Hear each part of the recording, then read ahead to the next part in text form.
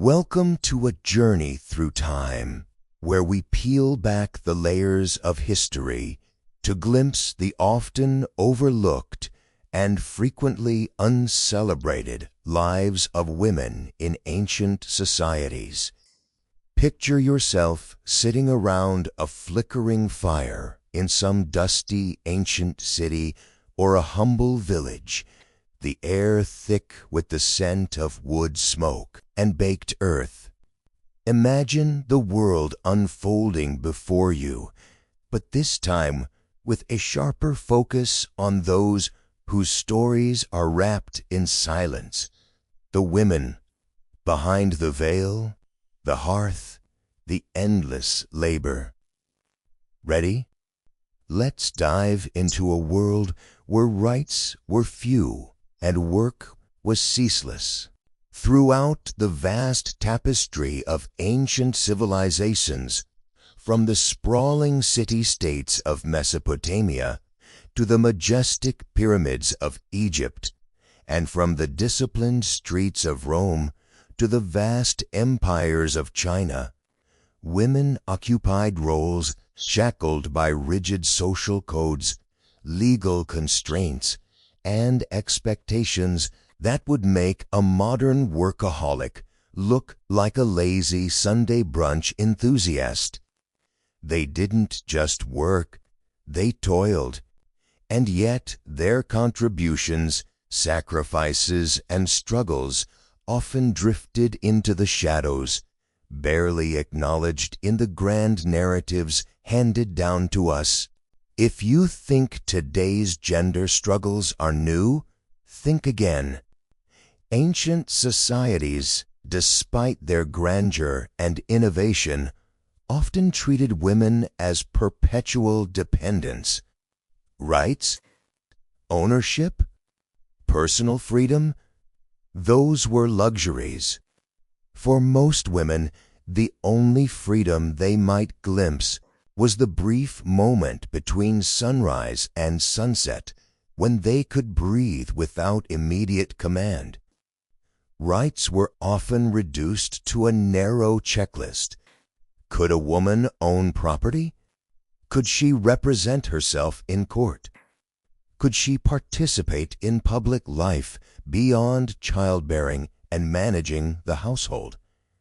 The honest answer was usually a hard, resounding no.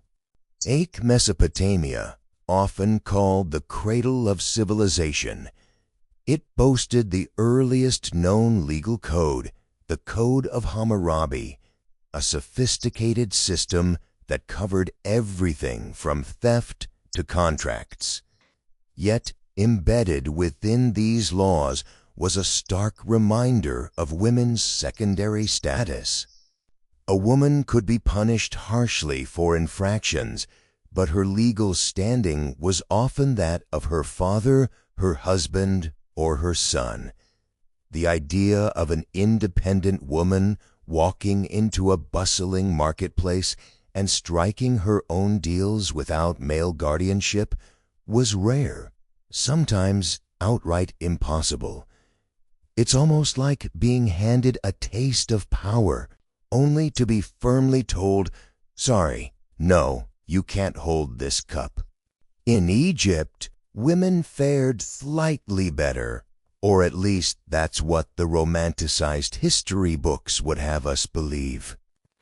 Egyptian women could own land, run businesses, and even initiate divorce. Sounds progressive, right? But look closer and you'll find that daily life was still a relentless grind, a 24/7 treadmill of labor and expectations. A royal Egyptian woman might adorn herself with jewelry and command servants, yet the average peasant woman was cooking, cleaning, bearing children, often 6 or 7, and managing livestock.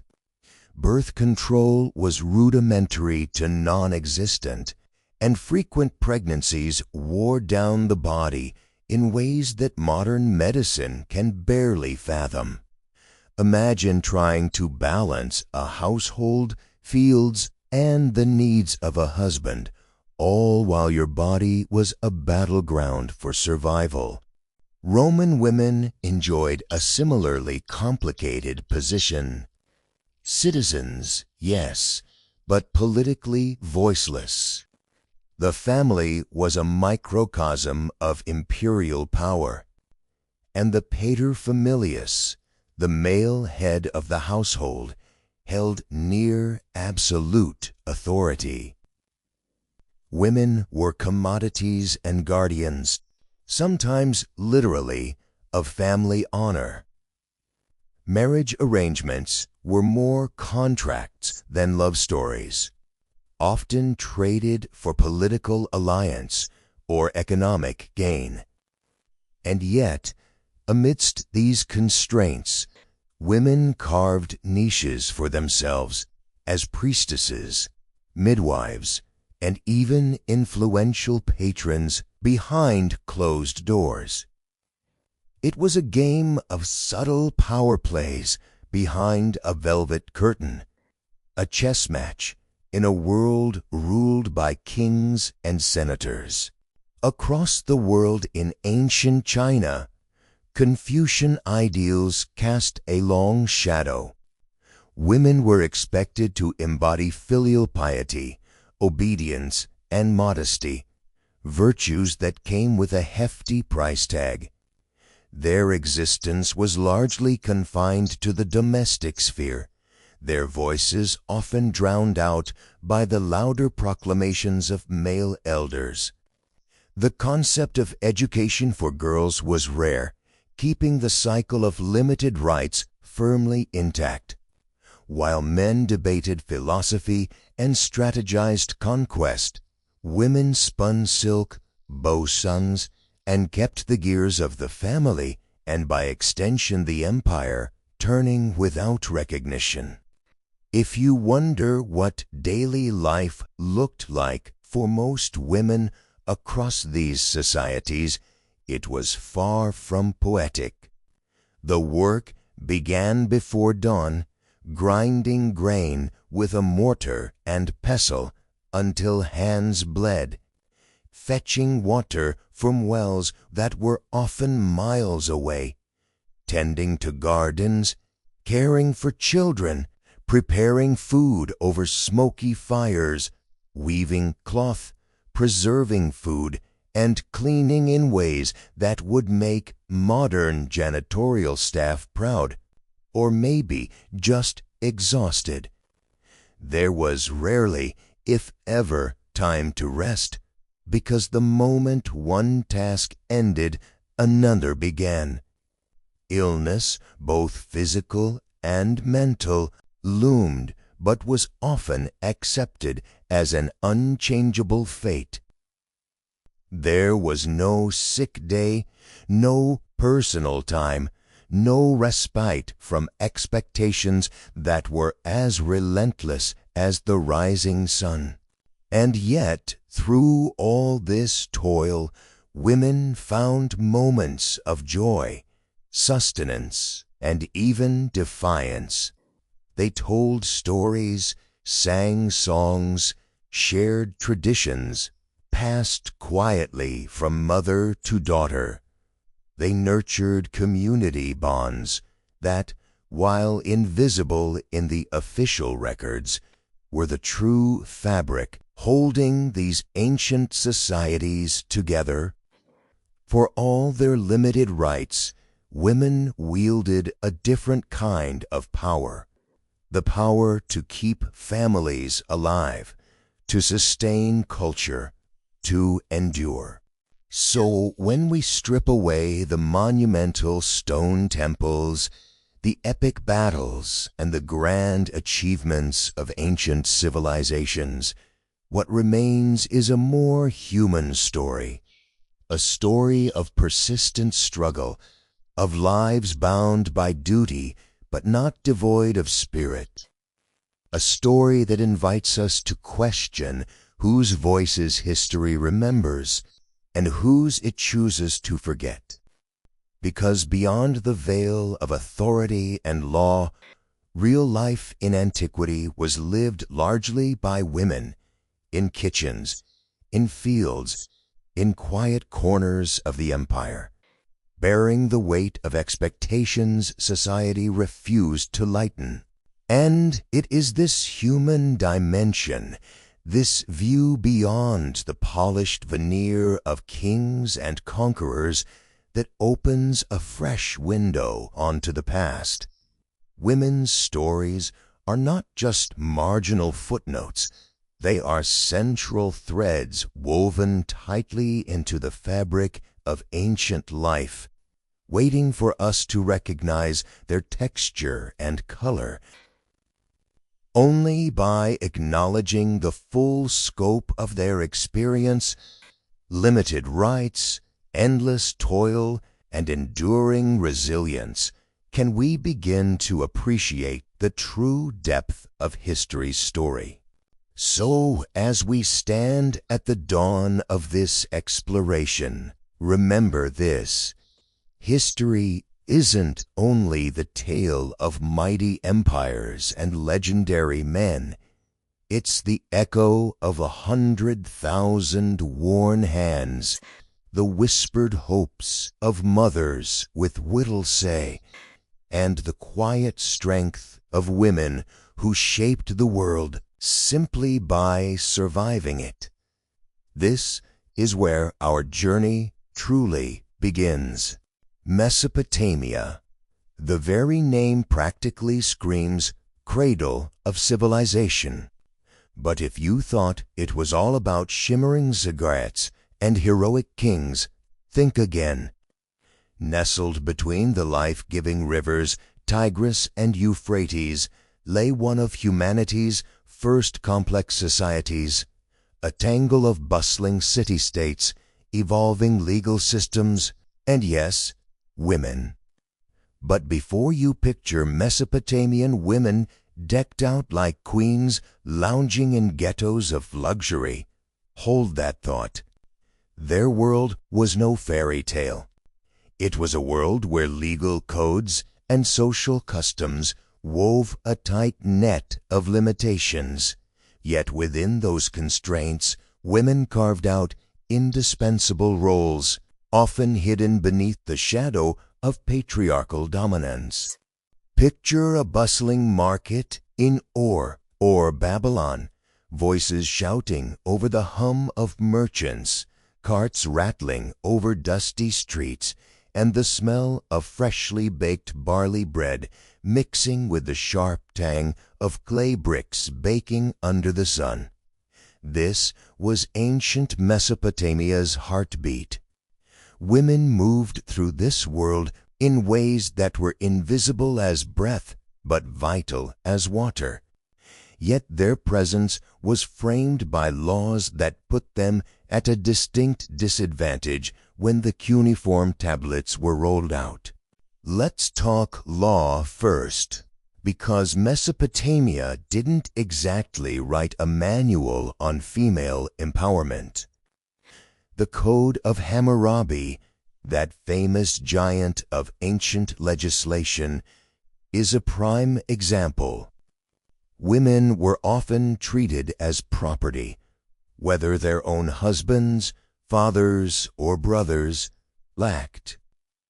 If a man accused his wife of adultery, the penalties were harsh, often brutal.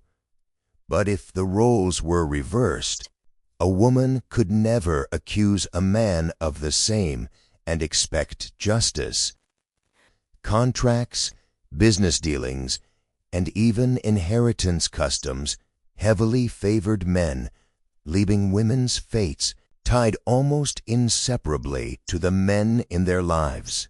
Yet that picture, grim as it might seem, hides layers.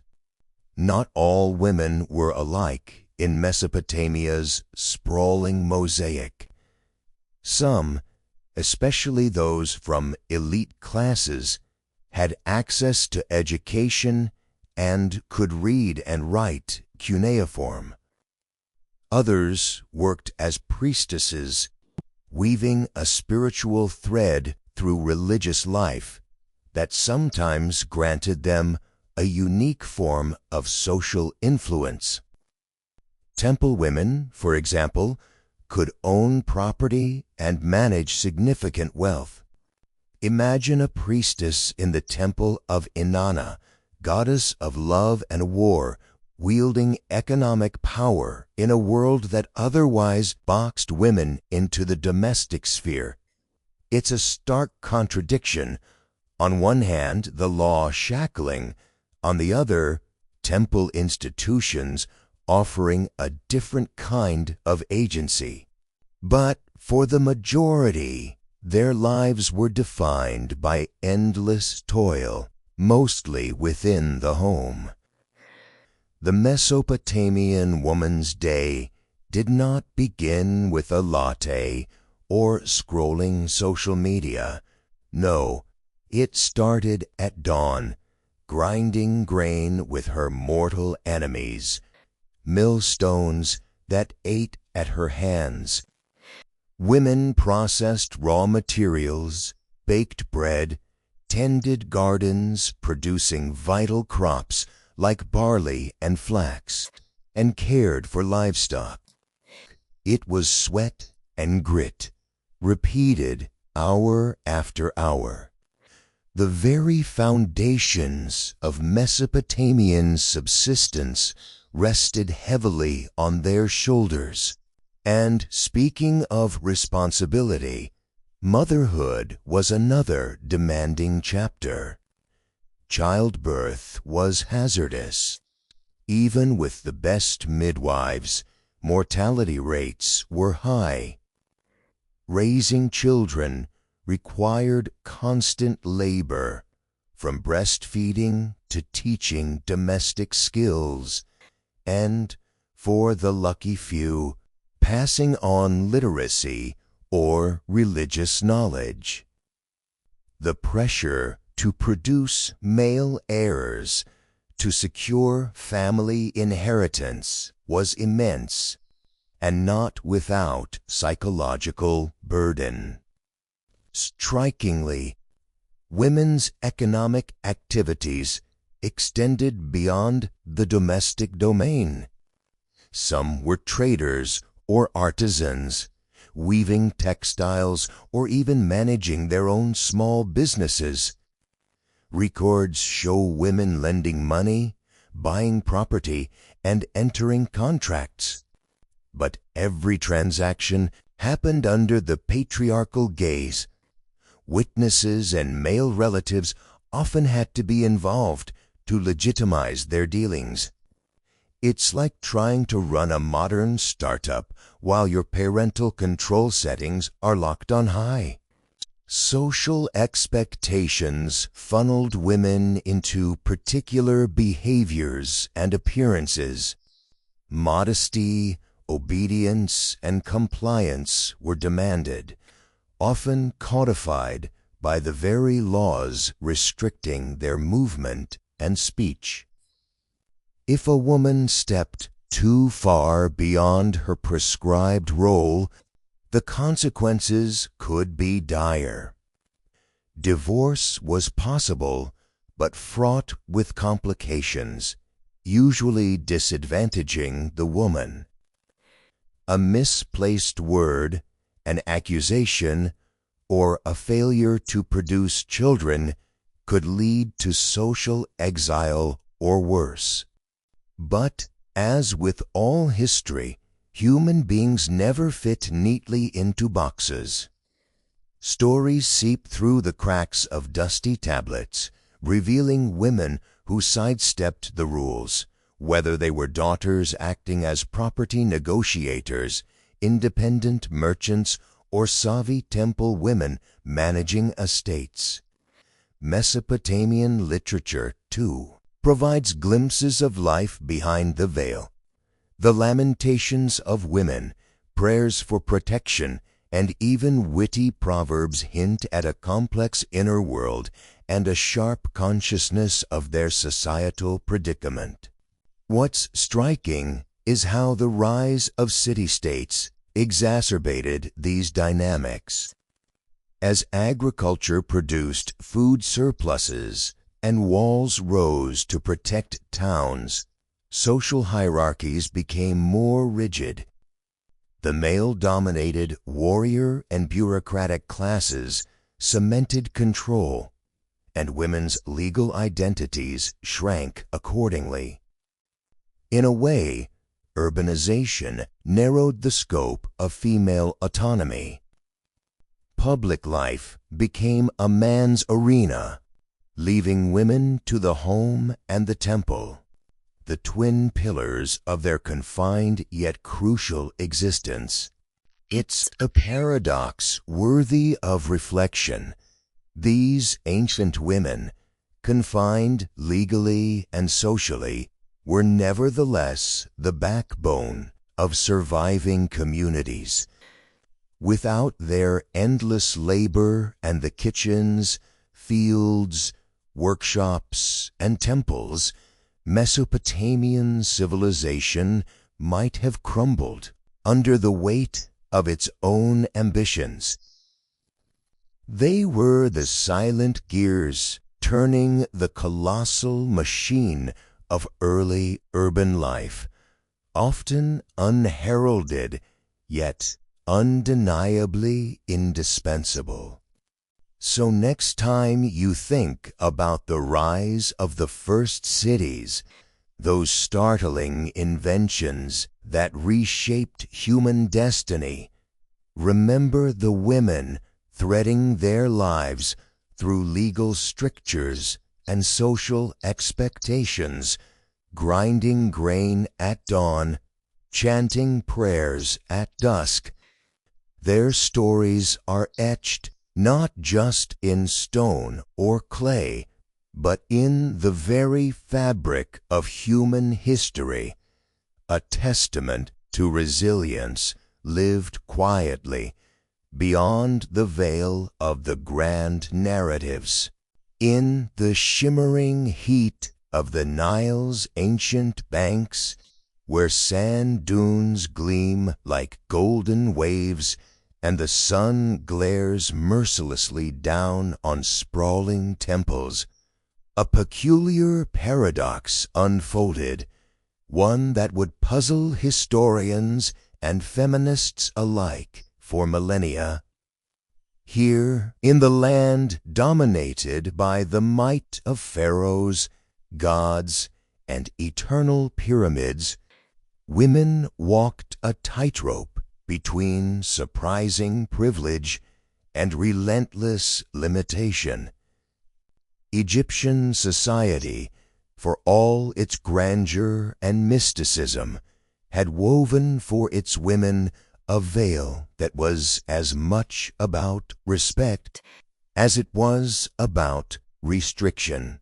Imagine Callias or Merit, a woman of ancient Thebes, stepping out of a painted limestone house adorned with lotus flowers and hieroglyphs. Her sandals click softly on sun-baked bricks, and a delicate scent of myrrh clings to her linen dress. Yet her world runs on rules etched deeper than stone monuments. On one hand, Egyptian women could own property outright, a radical notion in a world where many of their contemporaries were little more than possessions themselves. They signed contracts, inherited from their parents, and could even divorce their husbands. Quite the resume for a civilization nearly 5,000 years old, right?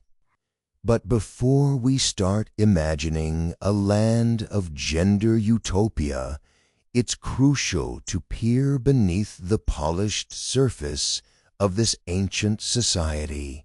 Yes, Egyptian women had legal rights that would make some later civilizations blush in shame. They could manage farms and businesses. They could represent themselves in court. Queen Hatshepsut even sat on the throne disguised as a man, ruling Egypt with a confidence that set a precedent for female power. But here's where the story thickens like the Nile mud. While these women handled laws and assets, their lives still orbited the grand patriarchal sun. Society expected women to be dutiful daughters, obedient wives, and tireless mothers first and foremost. The right to own property didn't erase the relentless daily grind demanded of them. Picture the average woman's day, long hours bent over looms, weaving the fine linen that would clothe nobles and gods alike, tending to children, often numerous, born without the medical care that modern mothers enjoy, managing households where every bit of grain and oil had to be rationed carefully. And this was just the tip of the iceberg. For most women, especially those outside the elite circles, life was a ceaseless chore list stamped by social expectation. The luxury of owning a plot of land was often overshadowed by the reality of working sun-up to sundown in the baking heat to maintain it. Curiously, religion offered a mixed bag of reverence and restraint. Goddesses like Isis and Hathor commanded immense respect. Temples dedicated to female deities bubbled with rituals celebrating fertility, love, and magic. Women played vital roles as priestesses, accessing spiritual power denied to many men. Yet this divine femininity didn't translate seamlessly into everyday freedom. The ideal woman, as depicted in tomb paintings and texts, was modest, loyal, and silent, qualities that served to keep her firmly in her place.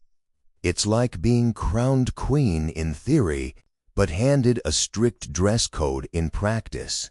Marriages, too, were a battlefield of power and control. Unlike in many other ancient lands, Egyptian women could initiate divorce, a testament to their legal standing. But divorces were rare, partly because marriage was central to social stability and family honor.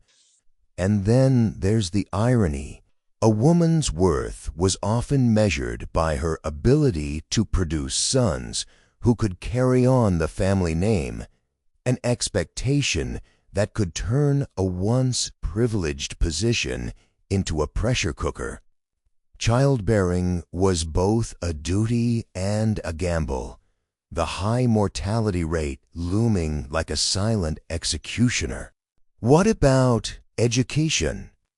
Noble women might learn to read and write, skills that reflected their social status more than gender equality. Meanwhile, the daughters of farmers and artisans were usually confined to learning domestic skills and religious hymns.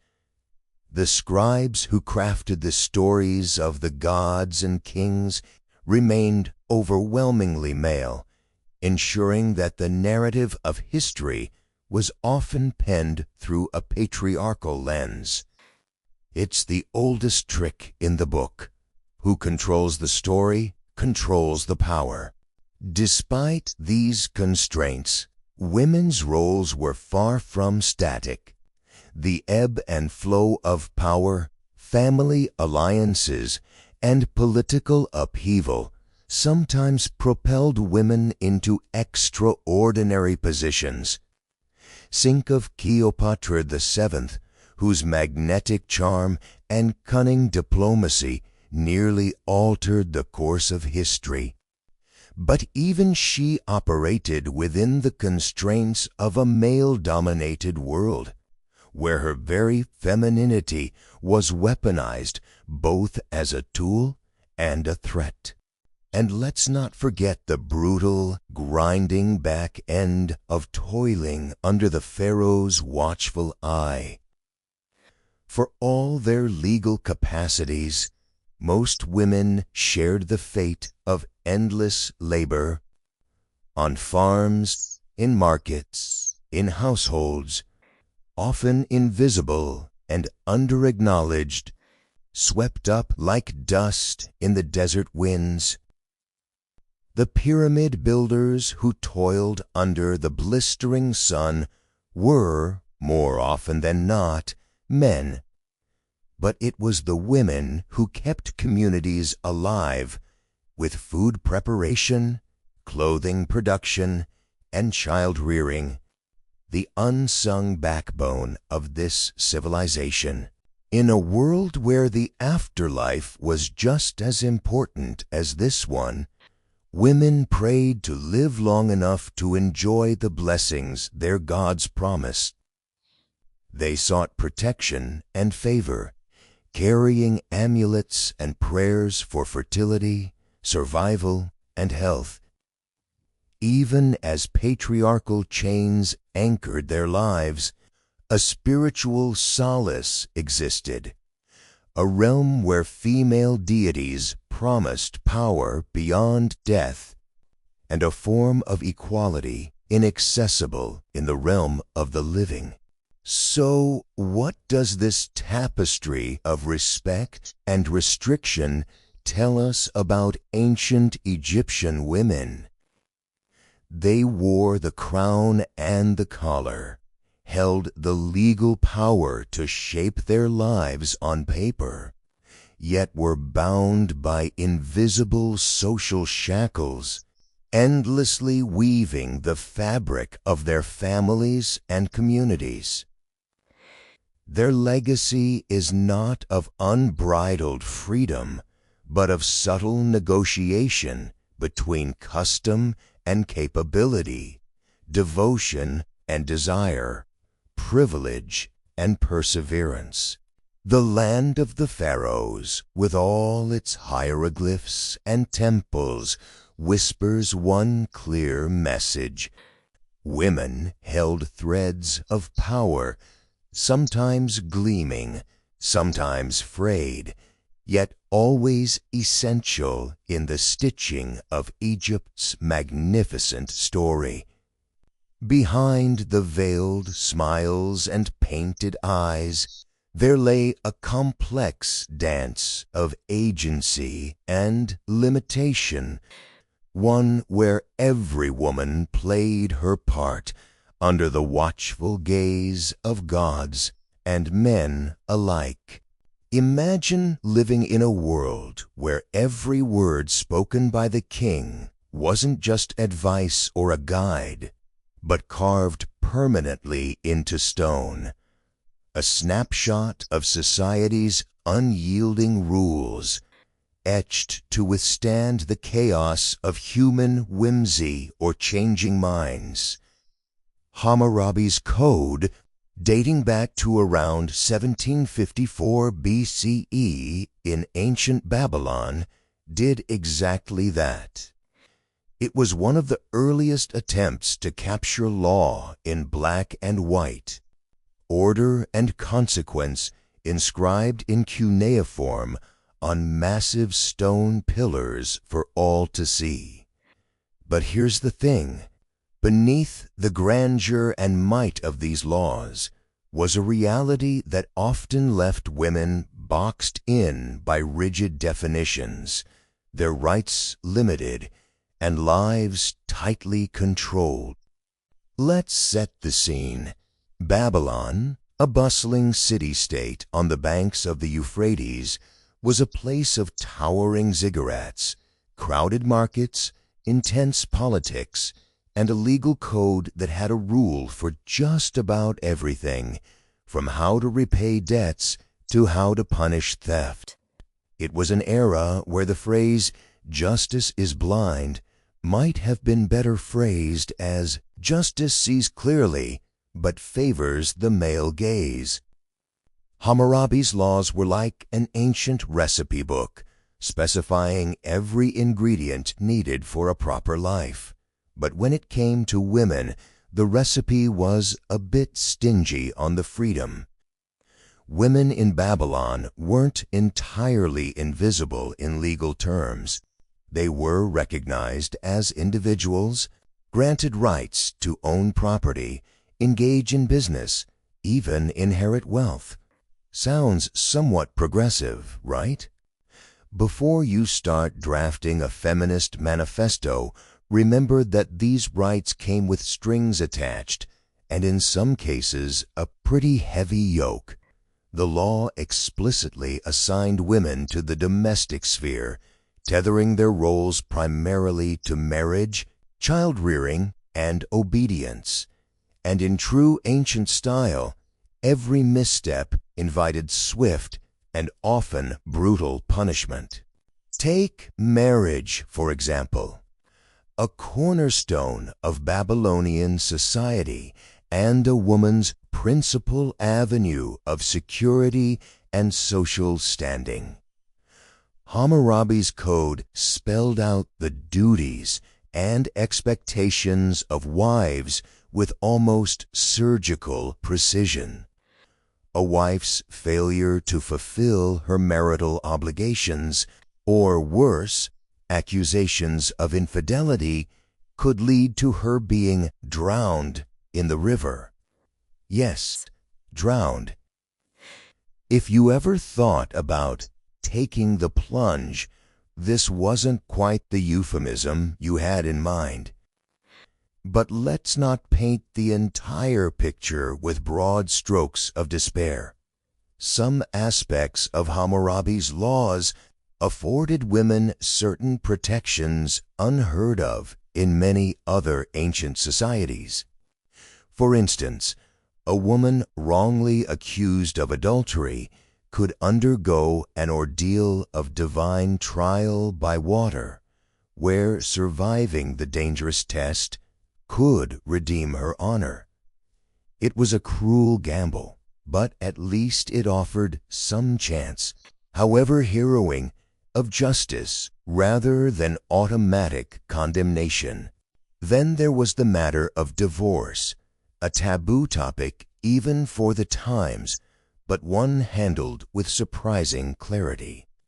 A husband could divorce his wife for a variety of reasons, ranging from barrenness to neglect, but the wife could also initiate divorce under certain restricted circumstances.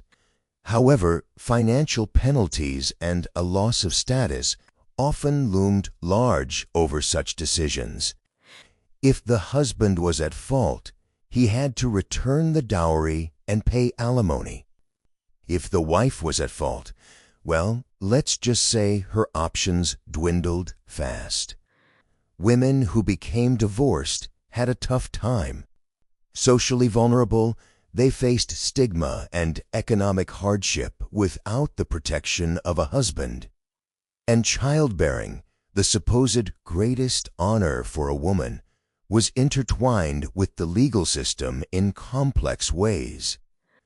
A wife unable to produce children faced pressure not just from family, but from the law itself, which allowed a husband to take a concubine or legally sidestep an unfruitful marriage. In some cases, a barren wife could even risk the social humiliation of her husband marrying again, sidelining her in daily life and law. Yet, it wasn't all doom and despair for Babylonian women under Hammurabi's watchful eyes.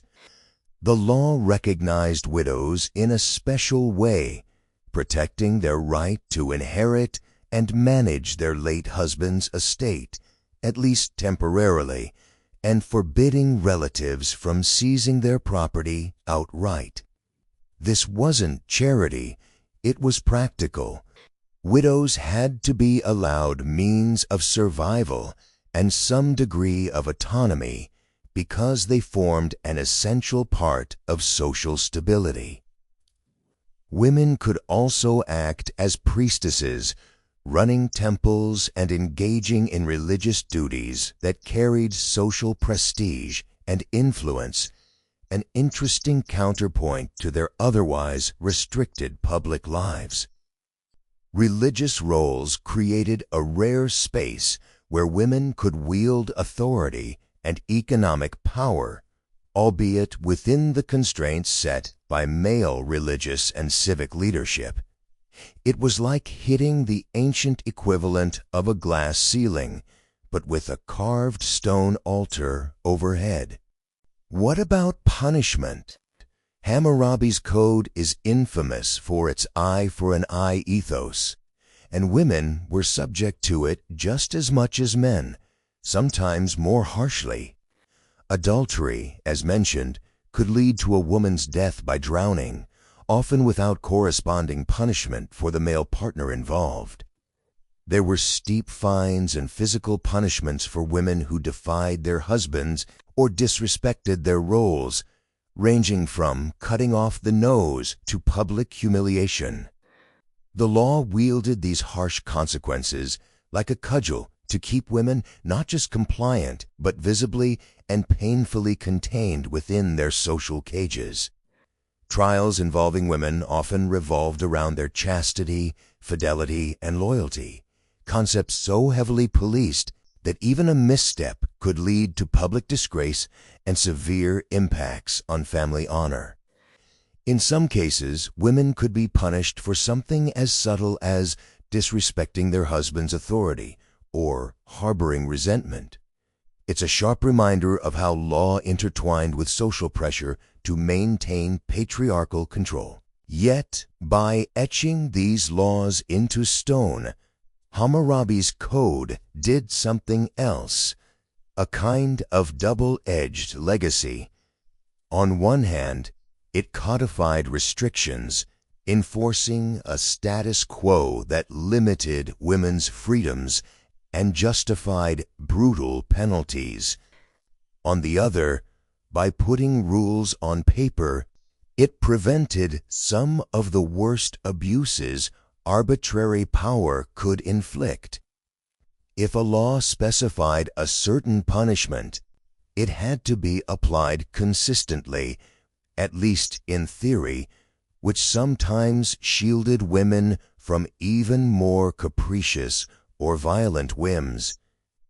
In essence, Hammurabi's legal code was a hardened mirror, reflecting the deep inequalities baked into the social fabric of ancient Babylon, but also capturing moments where women's presence and rights shimmered through the cracks of patriarchal stone. The laws drew lines that bound women tightly to predetermined roles: wife, mother, property owner, under limited conditions, and demanded their loyalty to the family and the state with ruthless clarity. But they also inadvertently carved out spaces where women could assert influence through inheritance, business transactions, priestly duties, and religious life. The ancient Babylonian woman lived at the intersection of harsh restriction and fragile opportunity, between the chisel marks of law and the messy reality of human lives and relationships. Ultimately, this legal system lays bare the timeless tension between control and autonomy, tradition and change, a tussle that resonates through history, echoing into our modern understanding of gender, justice, and human rights.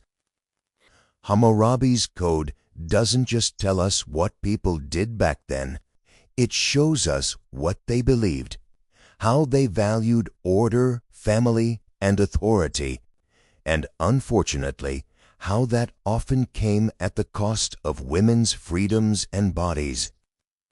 In a society where women could be drowned for suspected infidelity or lose everything on a whim, the heavy hand of the law was less a protector and more a gatekeeper of patriarchal power. But somehow, amidst the harsh stone, the stories of women persisted, negotiating, enduring, and occasionally pushing back against the boundaries carved by the king and his lawmakers.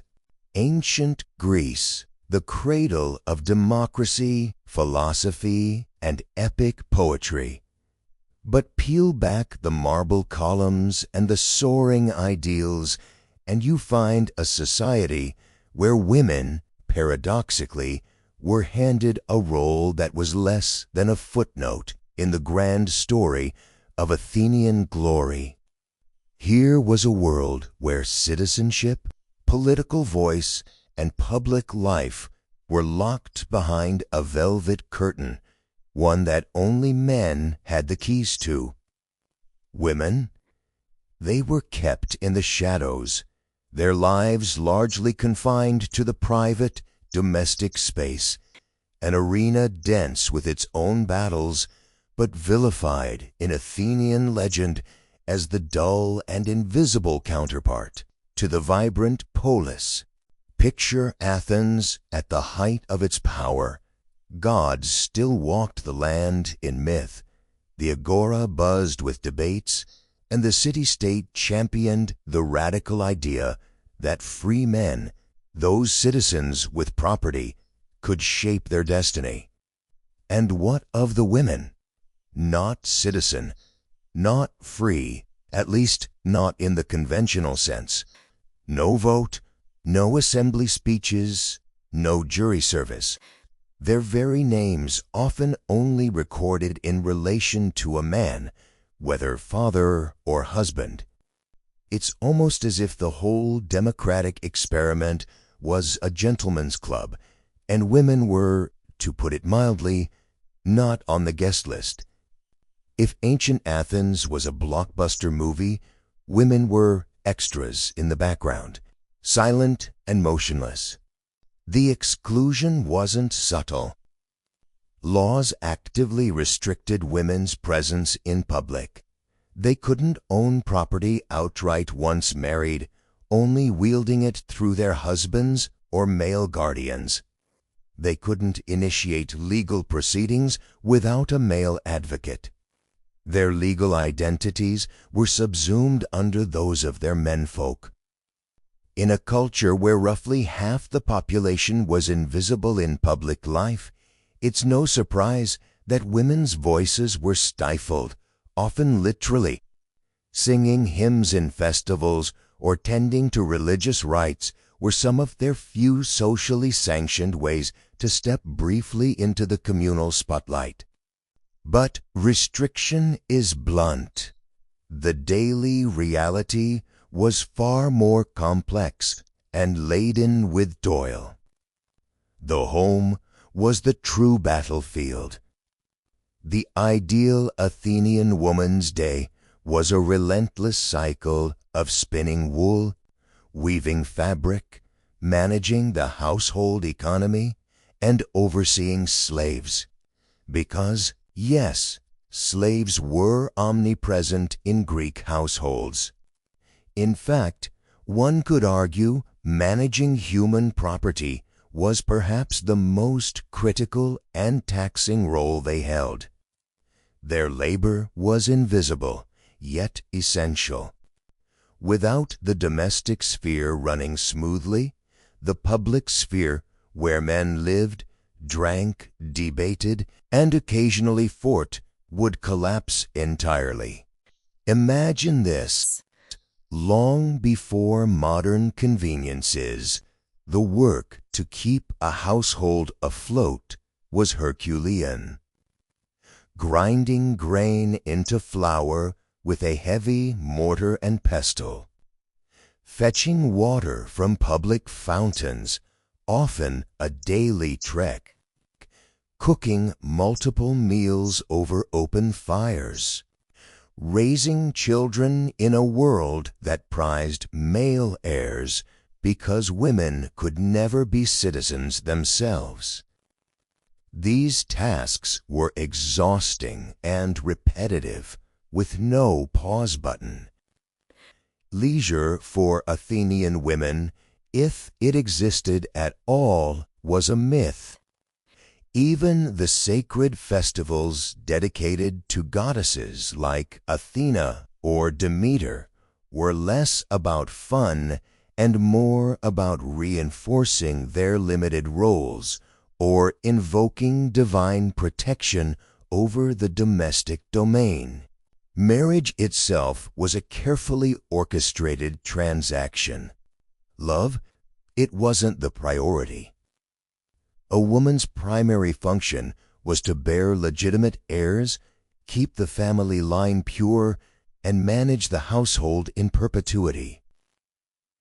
Men married young women, sometimes barely into adolescence, often from arranged matches imposed by fathers or male guardians. Divorce left women in precarious positions without rights to their dowry or property, and widows, while sometimes respected, were expected to remarry to maintain family alliances.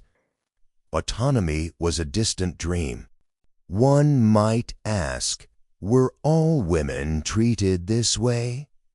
Well, there were nuances. Spartan women, for example, enjoyed markedly more freedoms and land ownership compared to their Athenian counterparts. But in Athens, the supposed beacon of civilization, the grip on women's lives was tight. Citizen women were more restricted than metic women, foreign residents, or slaves, but none escaped the entrenched gender hierarchy altogether. What is perhaps astonishing is that the Athenians, the same people who bequeath us the word democracy, seemed utterly untroubled by their blatant hypocrisy. Their philosophy, politics, and art celebrated reason and justice while simultaneously endorsing a social order where half the population was denied basic freedom. Socrates, Plato, and Aristotle, a trio who shaped Western thought, echoed and reinforced these prejudices. Aristotle famously argued that women were naturally inferior, destined for domestication, and designed for domestic tasks. It's a reminder that even the most brilliant minds can blind themselves to injustice when it suits their worldview. Behind the grand temples and philosophical debates, the lives of Athenian women offer a vivid contrast, a paradox of exalted ideals and harsh realities. They lived in a world where their worth was calculated by their ability to remain invisible, silent pillars upholding the public achievements of male citizens. And yet, the myriad details of their daily existence, the spinning, the managing of feasts and funerals, the whispering of prayers in secluded rooms, these too were threads woven into the fabric of ancient Greek civilization. Invisible, certainly, but indispensable. In hearing their stories, the grand narrative of ancient Greece becomes more complex and less comforting. It forces us to ask, who benefits from democracy? Who is counted as a person? And how many women's stories remain locked behind the veil, shadows cast by marble and myth? Perhaps acknowledging these silenced voices is the first step in unfolding a fuller, richer history. Because no civilization, no matter how lauded, is truly great unless it honors all its people. In a world sculpted by war, where every man was either a soldier or training to become one might assume women lived lives confined purely to shadow and silence. But then there were the Spartans, a society so fiercely militarized that its unique pressures actually carved out a curious niche of relative autonomy for its women. Yes, Spartan women, amid the clanging of bronze shields and the relentless drill of hoplite warriors, were granted freedoms that would make their Athenian counterparts blink in disbelief. It's a paradox wrapped in a crimson cloak. A warrior society where women, constrained by the relentless demands of war, found themselves with more rights than most Greek women elsewhere. Imagine Sparta as a vast barracks where the state's priority was churning out hardened warriors. From the age of 7, Spartan boys were inserted into the agoge, the brutal training regime designed to toughen men into lethal soldiers. Meanwhile, Spartan men often spent their lives away from home, campaigning or training. This incessant absence slid the responsibility of managing estates, households, and even the future of Sparta itself squarely onto the women's capable shoulders. Gone were the days when women's voices were mere whispers behind curtains. In Sparta, a woman's role was front and center, not just in the home, but in the very survival of their city-state. So what did that freedom look like? For starters, Spartan women could own and inherit property, a right virtually unheard of in neighboring regions. While Athenian women were effectively chattels, locked away behind parochial walls, Spartan women had the reins of economic power. To put this into perspective, by some accounts, Spartan women owned nearly 40% of the land in their city, an astonishing figure in any ancient context. This wasn't simply a fortunate quirk, but a state necessity. With so many men off fighting, estates could not be left unattended, nor could women be rendered powerless. It was a pragmatic empowerment born out of urgency, not philanthropy. But this economic clout was just the surface. Spartan women were also known for their rigorous physical training. Yes, you heard that right. While women in most Greek cities were generally discouraged from vigorous physical exercise, Spartan girls were encouraged to run, wrestle, and even javelin throw, all to ensure they grew up strong enough to bear healthy children and, more pragmatically, sturdy warriors. Picture a Spartan mother scolding her son with something like, "Don't embarrass me in the mess hall. I was lifting rocks and running laps before you could say hoplite."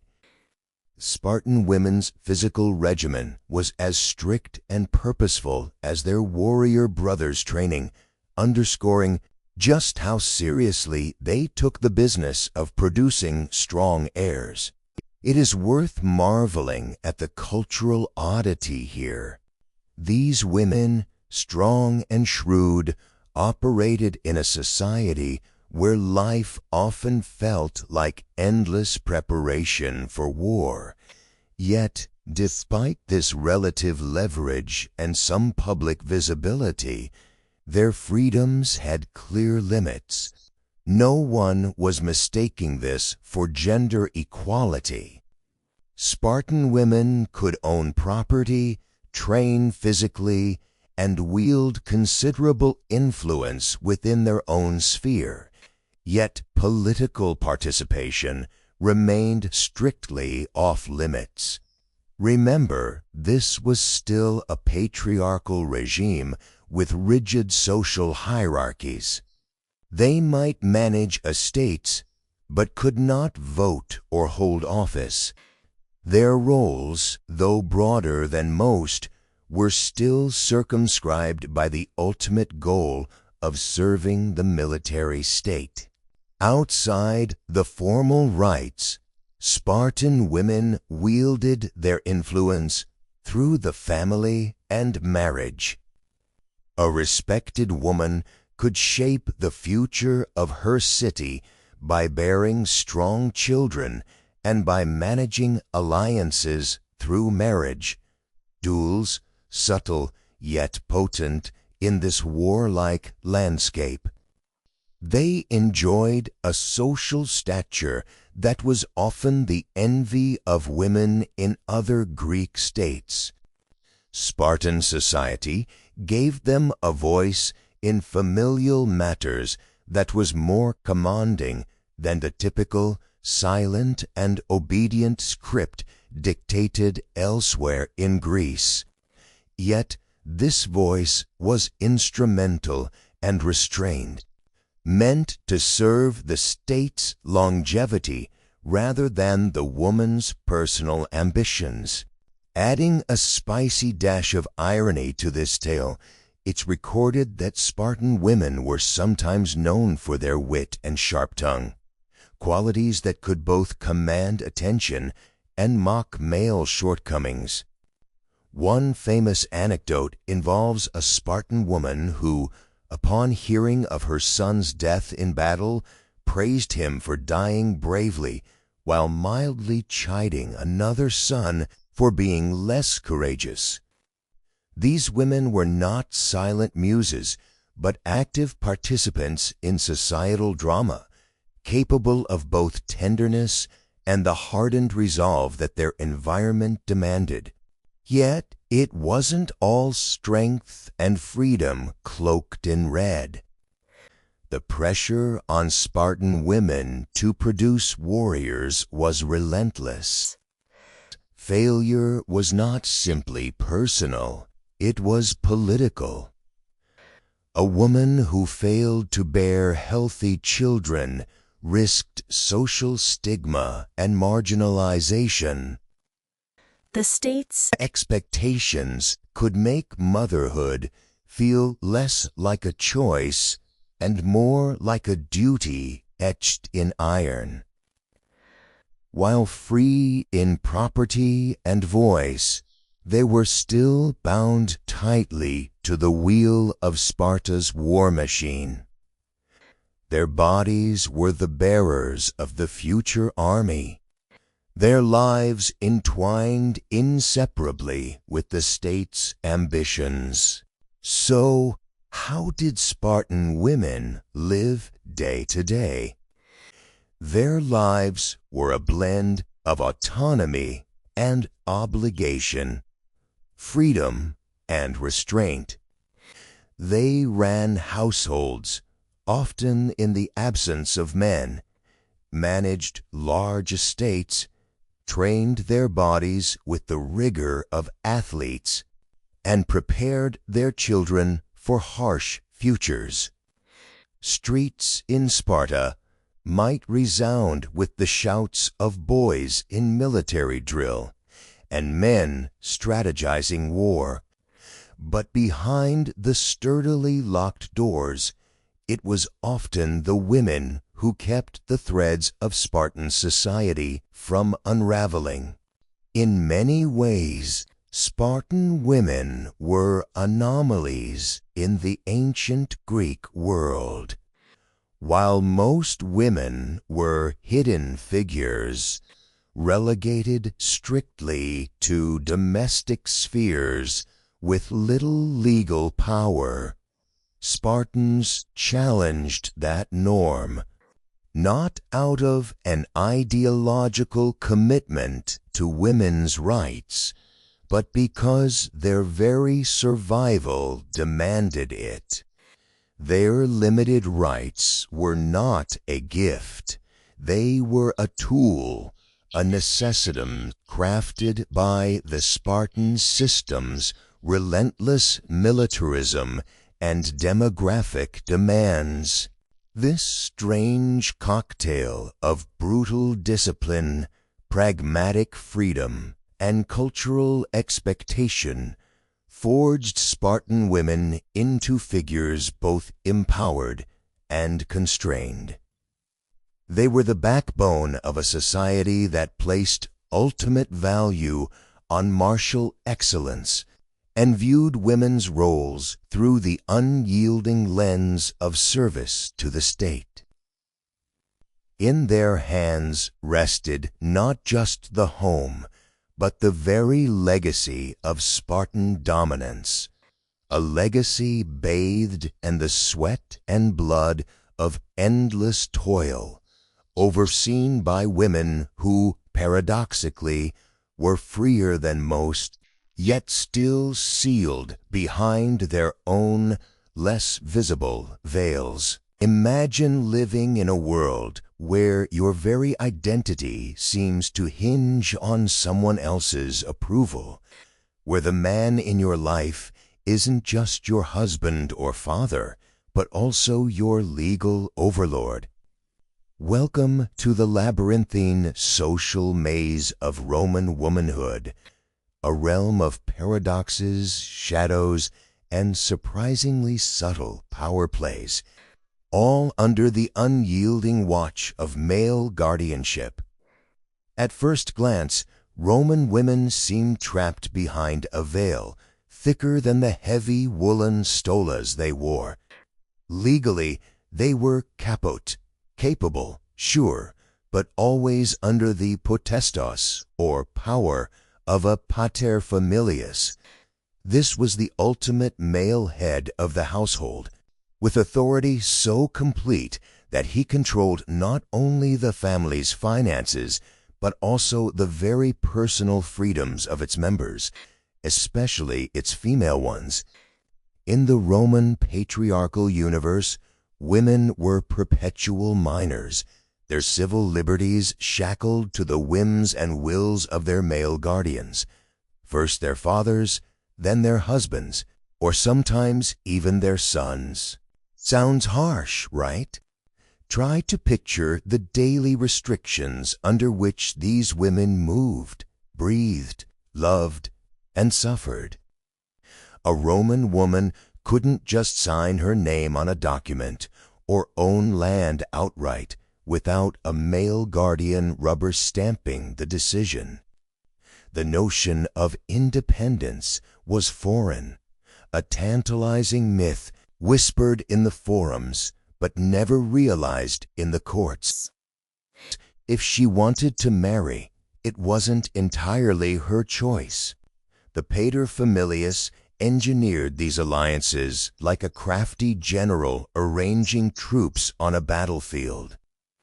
Marriages were strategic maneuvers, blending wealth, securing political alliances, or expanding family influence. Love, romance, those were complications, not necessities. Yet, within these tight legal constraints, Roman women were anything but invisible. Several elite women wielded considerable informal power, their influence radiating through their family connections and social status. It's easy to imagine Roman society as a rigid, immovable fortress of male dominance, with women meekly scurrying about its ramparts.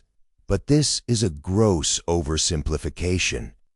some women played the political game with the cunning and finesse that would make even the most hardened senators pause. Take Cornelia, the mother of the Gracchi brothers. A paragon of Roman virtue, she wasn't a politician, but her maternal influence shaped two of the most revolutionary figures in Roman history. Her home was a salon of ideas and political plotting, a place where male intellects sought her counsel and respect.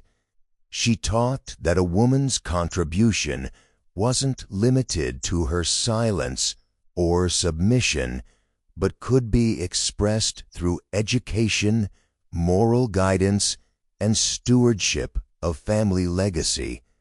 Still, these examples were the exceptions, not the rule. The law was clear. The legal persona of any woman was embedded in the web of her male relatives. Early in Roman history, under the system known as manus marriage, a woman ceased to belong to her father's family and passed under the absolute control of her husband.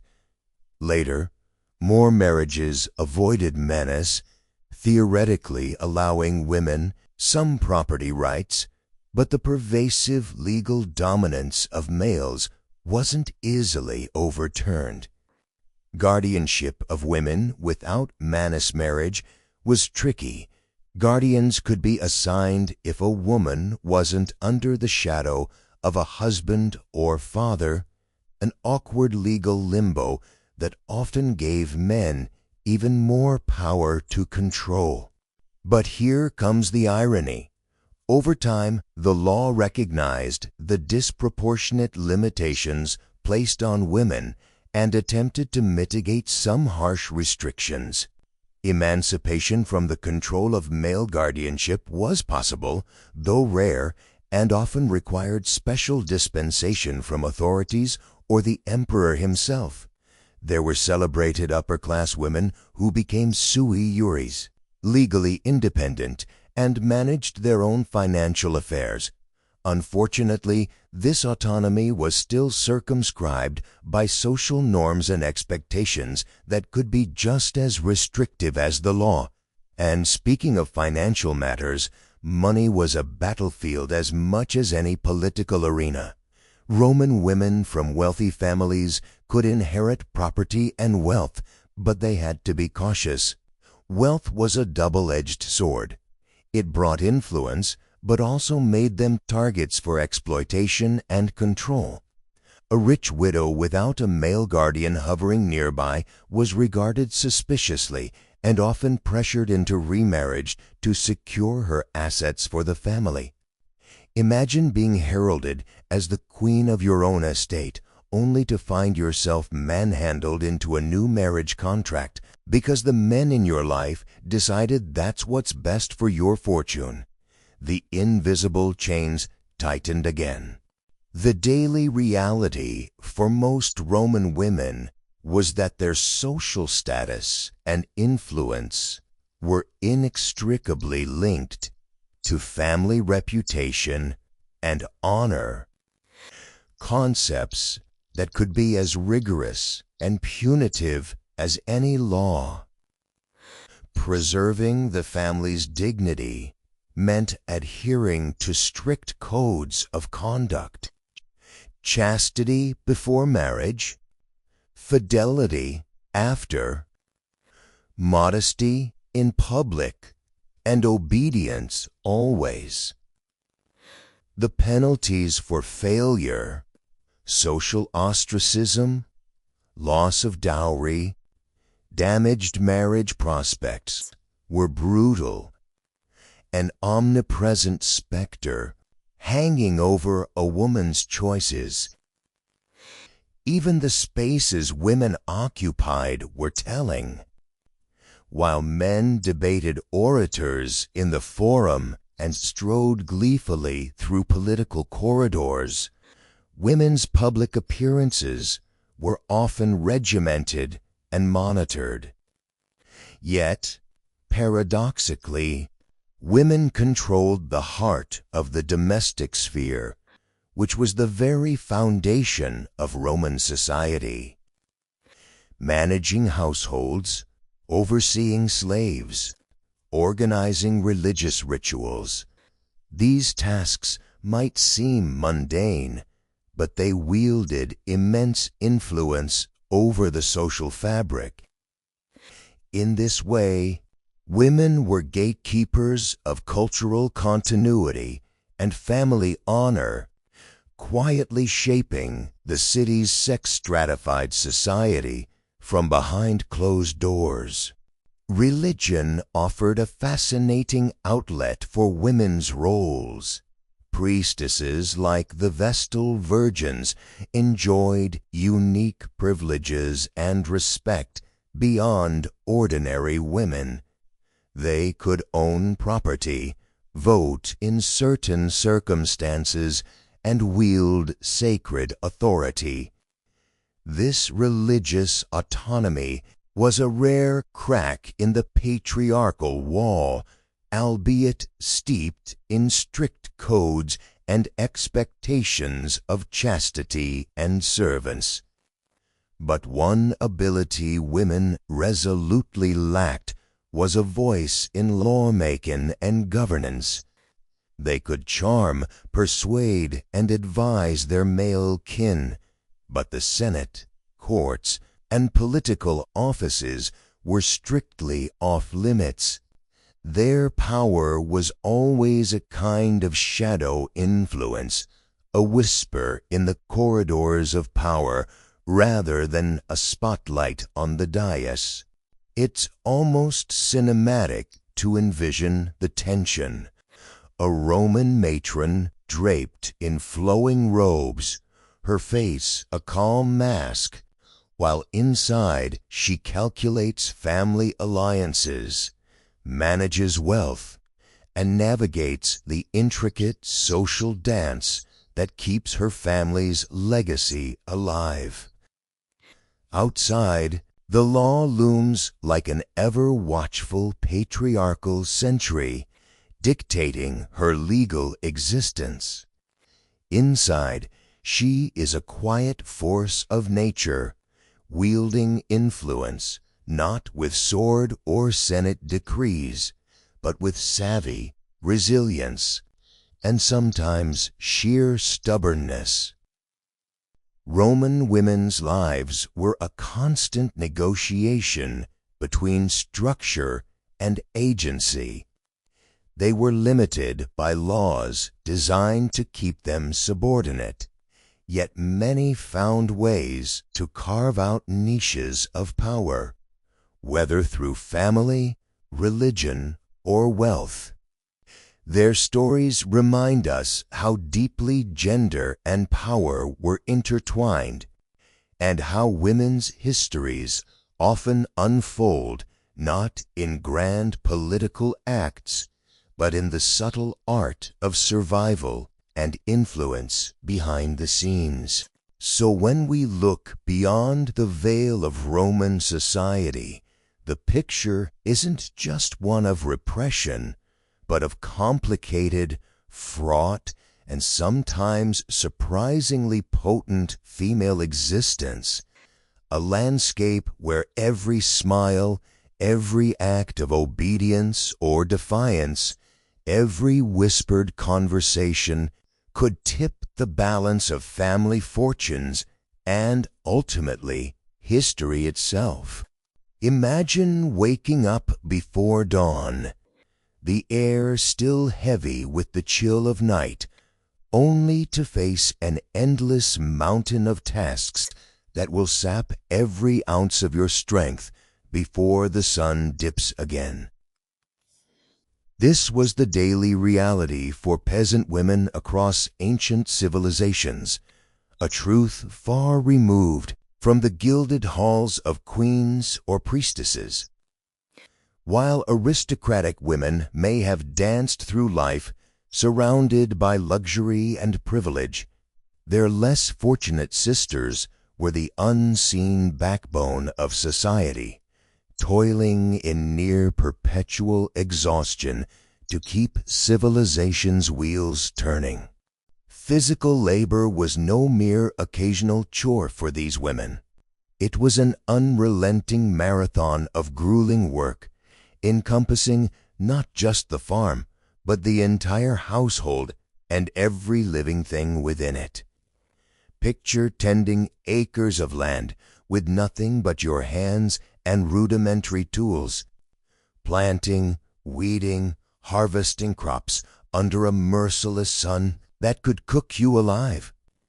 This wasn't some weekend gardening project. This was survival. The peasants' fields were the literal bread baskets of empires, and women were the primary cultivators, sowing seeds, bending over the earth until their backs screamed in protest. But the farm was just the start. Once dirt-streaked hands were scrubbed raw, there were animals to tend to, goats to milk, chickens to feed, donkeys to bridle, each requiring daily care without fail. No vacation days here. Livestock wasn't just pets, they were assets, sources of food, labor, and trade. If one goat fell ill, it wasn't simply a sad problem. It was a blow to the family's very survival. And then there was the household itself, a relentless cyclone of tasks demanding constant attention. Fetching water was no quick hop to a tap and a twist of a handle. It meant traveling miles to a river or well, lugging heavy containers back, an exhausting process repeated multiple times a day. The water gathered wasn't only for drinking, but for cooking, cleaning, washing clothes, and bathing children. All these chores were performed manually, under the watchful eyes of demanding family members, a schedule that allowed no rest and no room for complaints. Cooking, by the way, was a marathon event each day. Forget ready meals or kitchen appliances. Peasant women ground grains by hand using millstones, often a task that could take hours, and left their hands bleeding and trembling. They baked unleavened flatbreads on hot stones, or simple clay ovens fired by wood, all while keeping the household's nutritional needs in check. Feeding the family well enough to maintain strength, especially with hard labor ahead, was a perpetual balancing act performed without modern kitchens or supermarkets. Child-rearing added yet another layer to this Sisyphean workload. Mothers weren't given maternity leave or childcare helpers. Babies and toddlers clung to them as they worked, crying or fussing, demanding attention that had to be split between countless other urgent tasks. Children were raised amid the toiling fields and kitchens, absorbing the rhythms of endless work as their inheritance more than lullabies or fairy tales. Recognition, rarely tribute or credit for these efforts, was scarce, sometimes non-existent. While male heads of households, landowners, farmers, or factory-like craft producers garnered the few rights available and enjoyed the slender privileges society carved out, women remained conspicuous shadows in historical texts and legal documents. Their labor was both essential and invisible, overlooked by scribes and rulers, their names rarely recorded beyond a fleeting mention, if at all.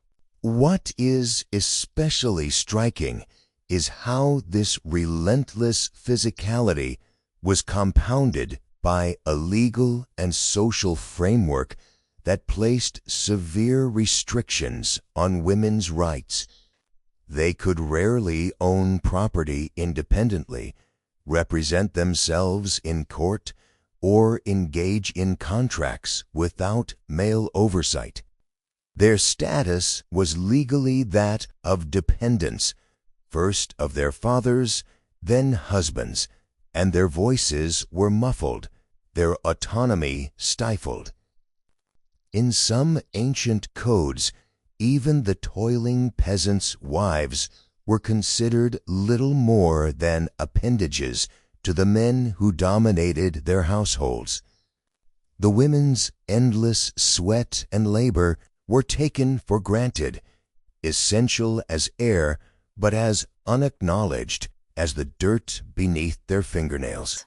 Contrasting this to modern life sometimes feels like stepping into an alien world. We gripe about lack of time to binge watch a show, or complain when our coffee shop line moves too slowly, while these women were forced to trade their flesh and bone every single day just to keep food on the table and roofs over heads.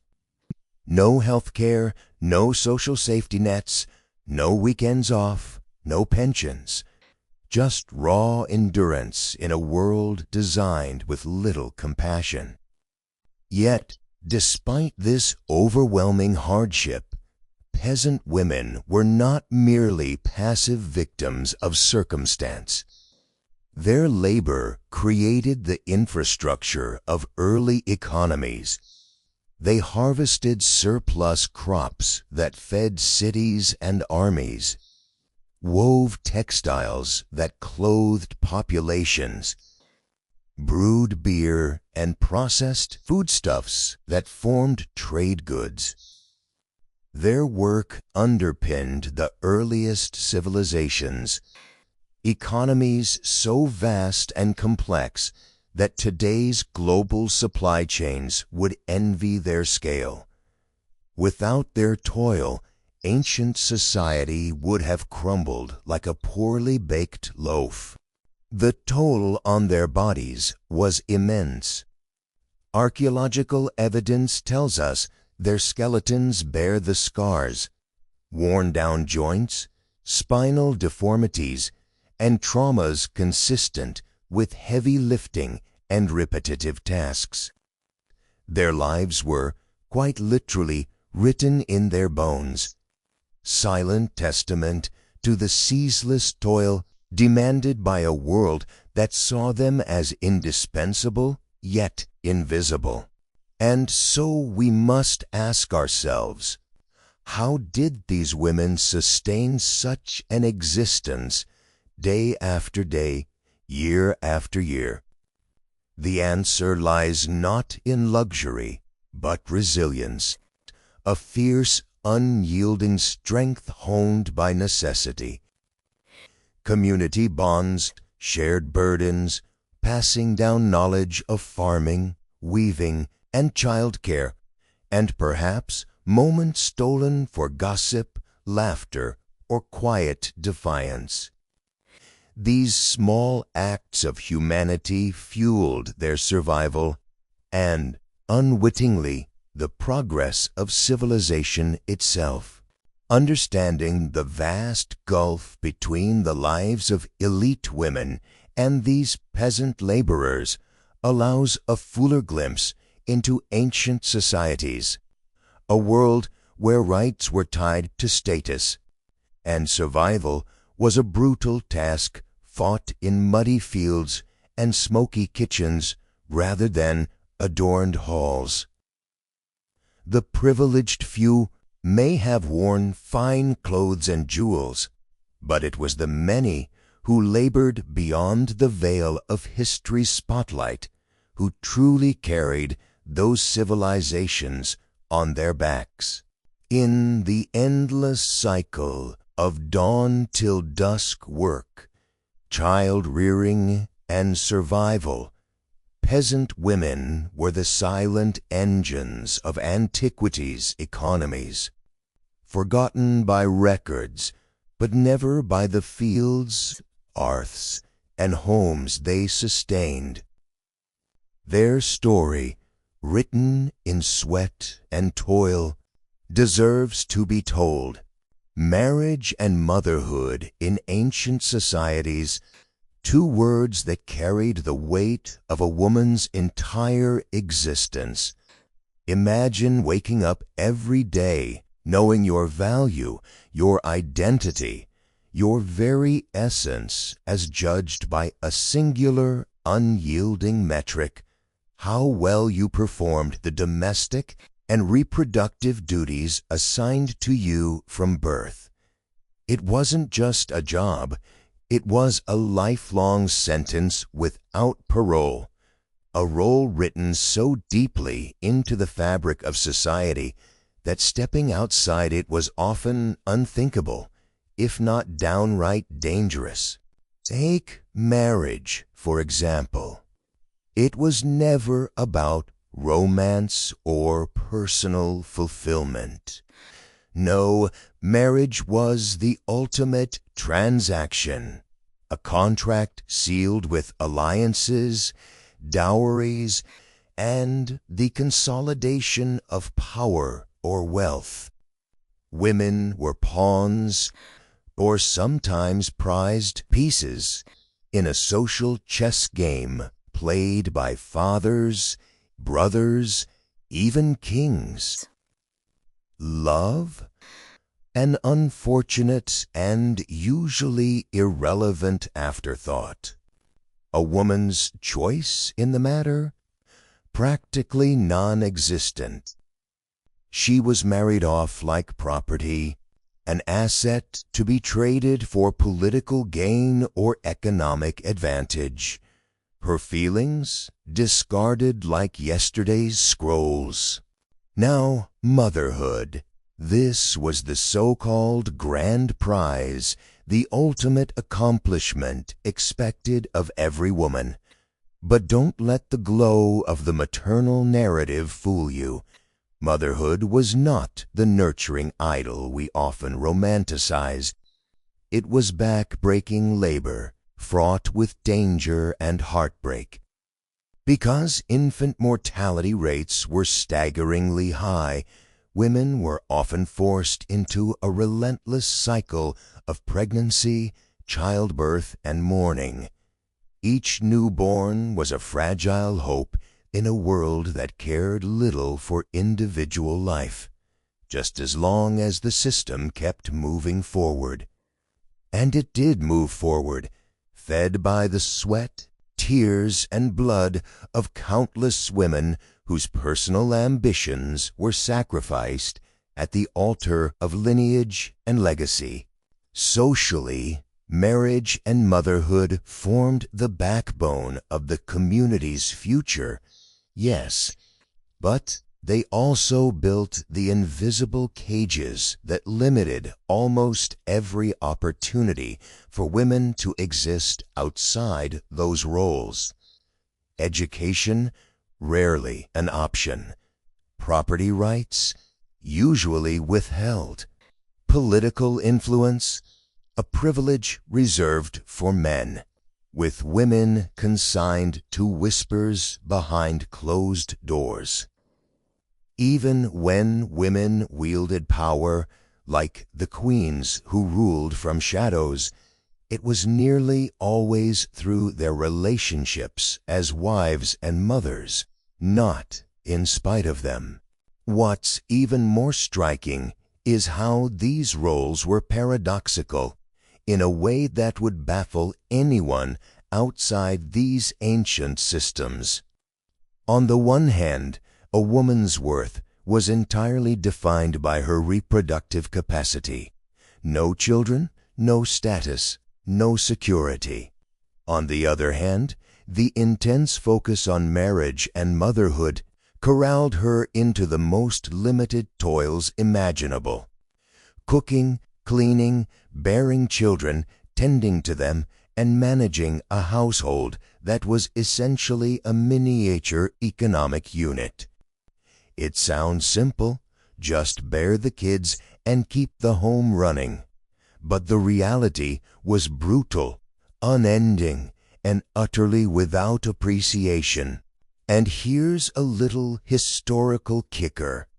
The concept of female honor often revolved around chastity and obedience, as if women had any time or energy left after birthing and rearing multiple children to maintain pristine virtue.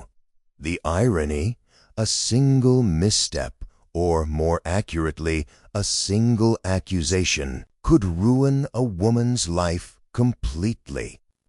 A woman's reputation was a fragile glass slipper, precious and breakable, often controlled as much by gossip as by the law.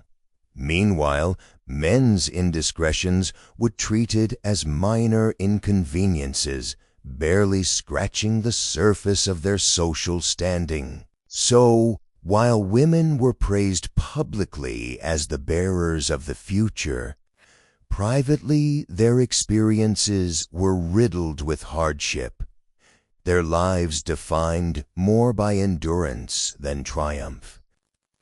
The endless cycles of childbirth, labor, and servitude often left them little time or energy to envision a different path, or even to grieve.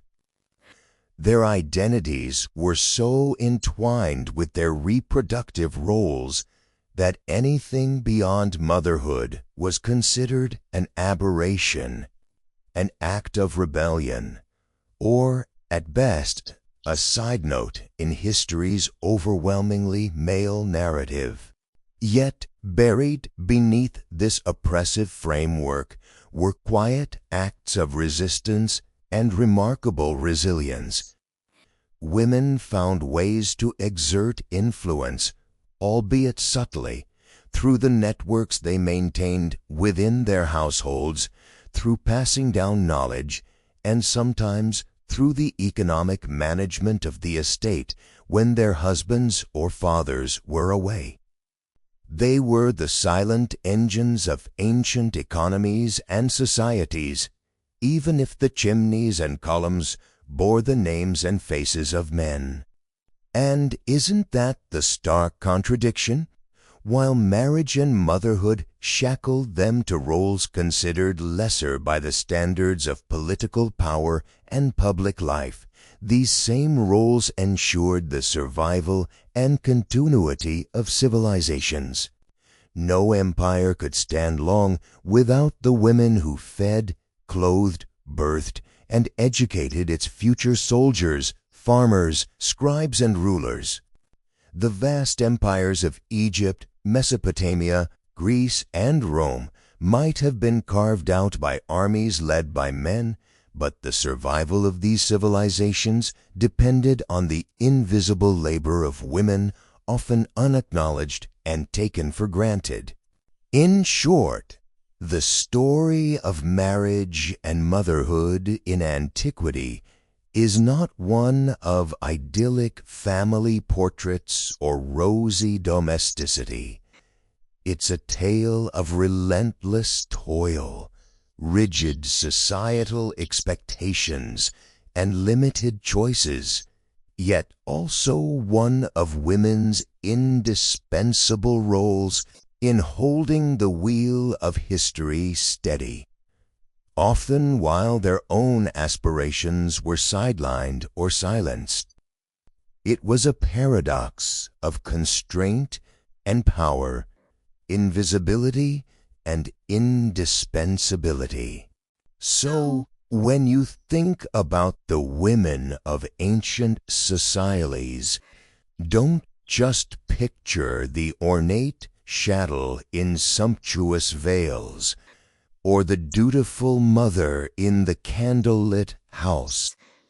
Think of them as the unseen backbone beneath it all, bearing burdens nobody else acknowledged, forging the future through everyday acts of survival and sacrifice.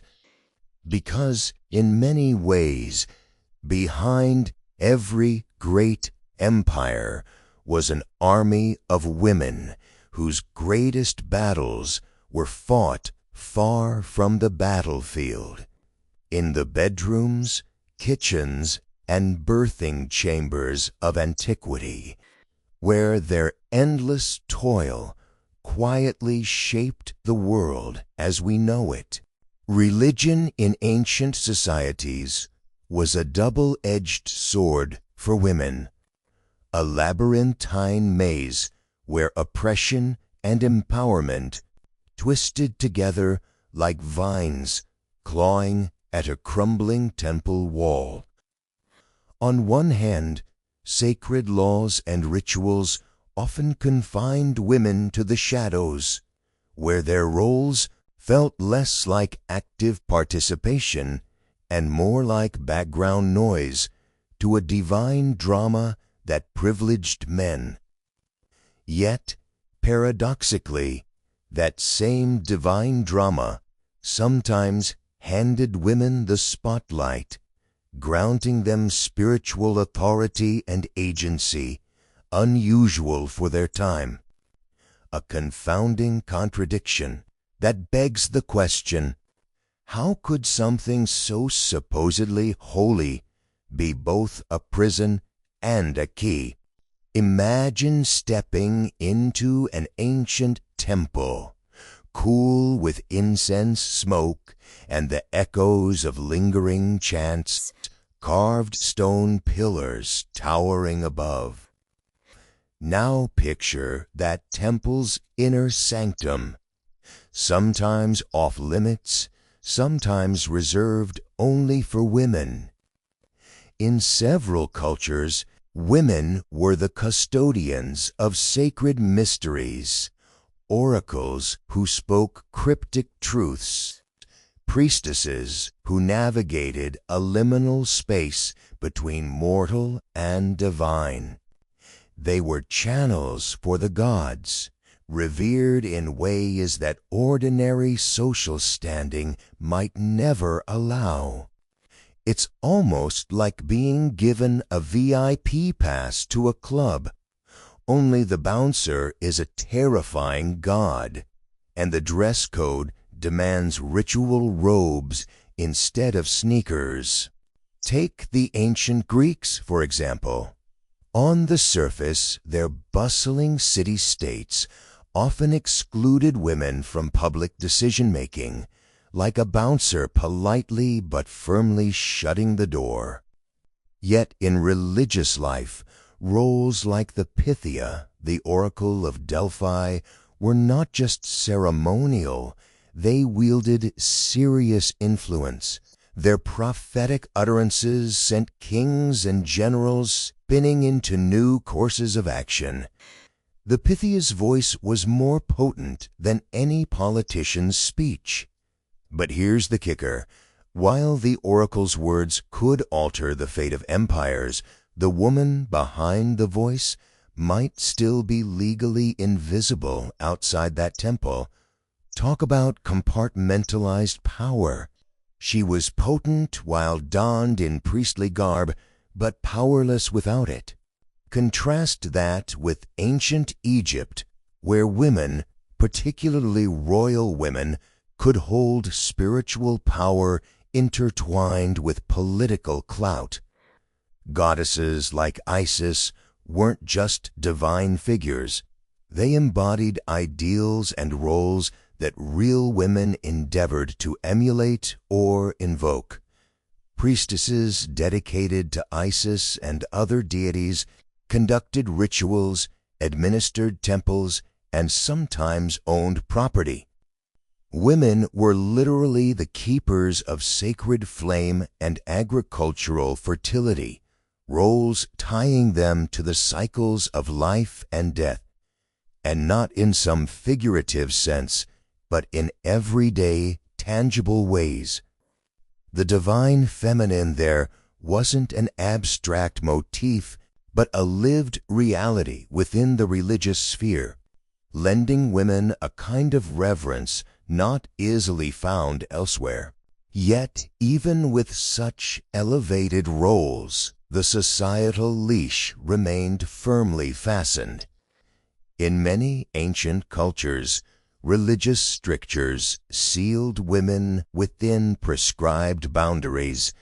Taboos about impurity related to menstruation or childbirth rendered them unclean and ineligible for certain rituals, their bodies both vessels of life and sources of spiritual danger. The dichotomy is almost Kafkaesque. Women were vital as connectors to life's regenerative magic, but simultaneously treated as liabilities, potential spoilers of sacred order. It's as if the divine required women's power, but didn't quite trust them with it. The tension between reverence and restriction was vividly palpable in Mesopotamia. The ancient Sumerians had priestesses known as En or Entu, who played central roles in temple cults. These women officiated ceremonies, managed temple estates, essentially running religious institutions like CEOs. Far from mere spiritual figureheads, they were economic, social, and religious heavyweights. But, and it's a big but, in a society where women's legal rights were limited and marriage often meant subjugation, the N for N2's power was spectacular, but exceptions, like shooting stars streaking brilliantly against a dark sky. Most women remained bound by domestic roles, their spiritual significance attenuated by societal norms that prized male dominance. Then there are the ritual roles that relied on women's bodies as instruments of religion, raising uncomfortable questions about autonomy and exploitation. The Vestal Virgins of ancient Rome, a group shrouded in both awe and suspicion, were charged with maintaining the eternal fire of Vesta, a symbol of Rome's life force. These women were sworn to chastity, untouched by men for decades while they performed rites claiming to ensure the city's survival. It was a form of servitude disguised as sanctity.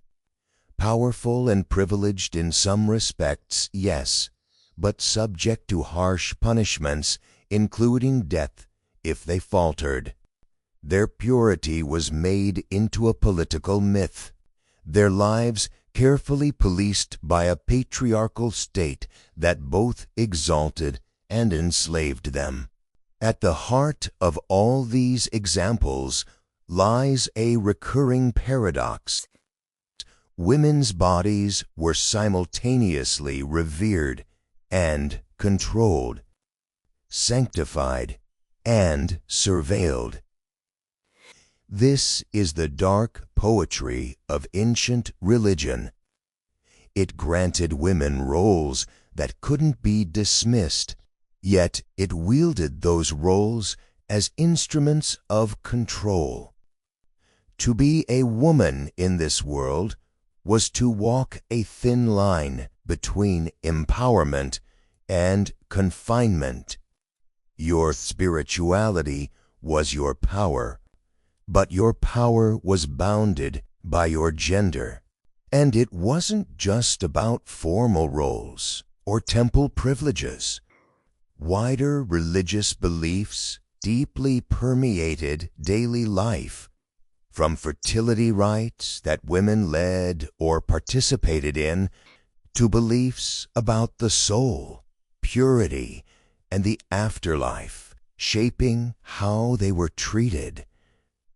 Women were often cast as both the bearers of life and the sources of spiritual danger, custodians of mysterious cycles that no man could command.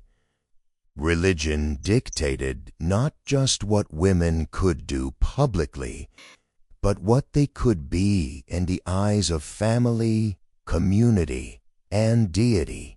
One striking example comes from the ancient Hebrews, where women's ritual purity and impurity defined much of their religious participation.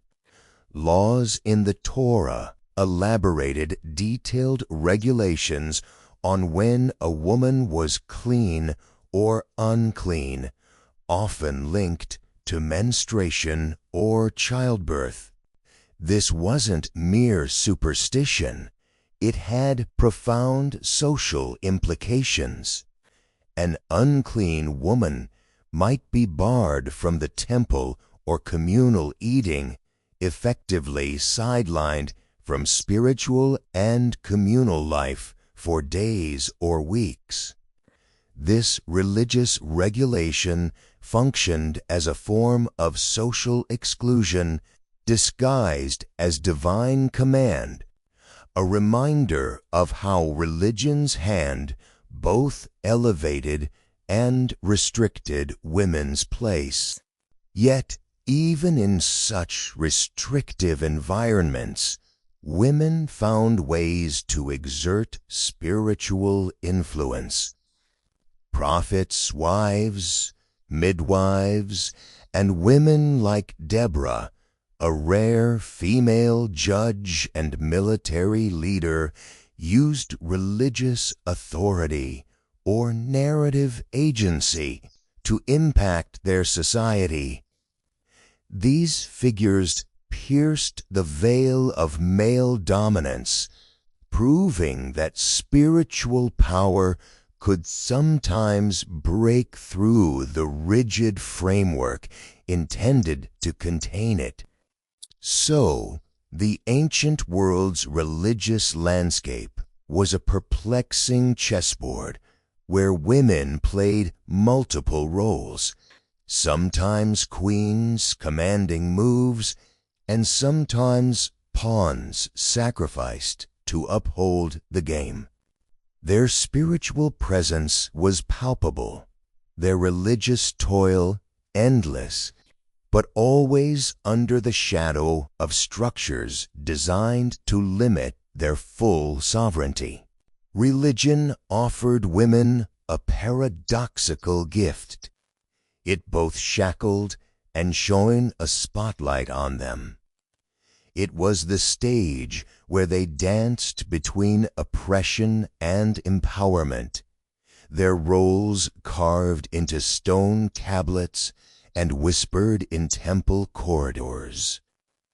To be a woman was to bear a sacred burden, endlessly toiling beneath the veil, sometimes hidden, sometimes exalted, but never entirely free. And in that delicate balance, the story of ancient women's spiritual lives remains one of history's most compelling contradictions.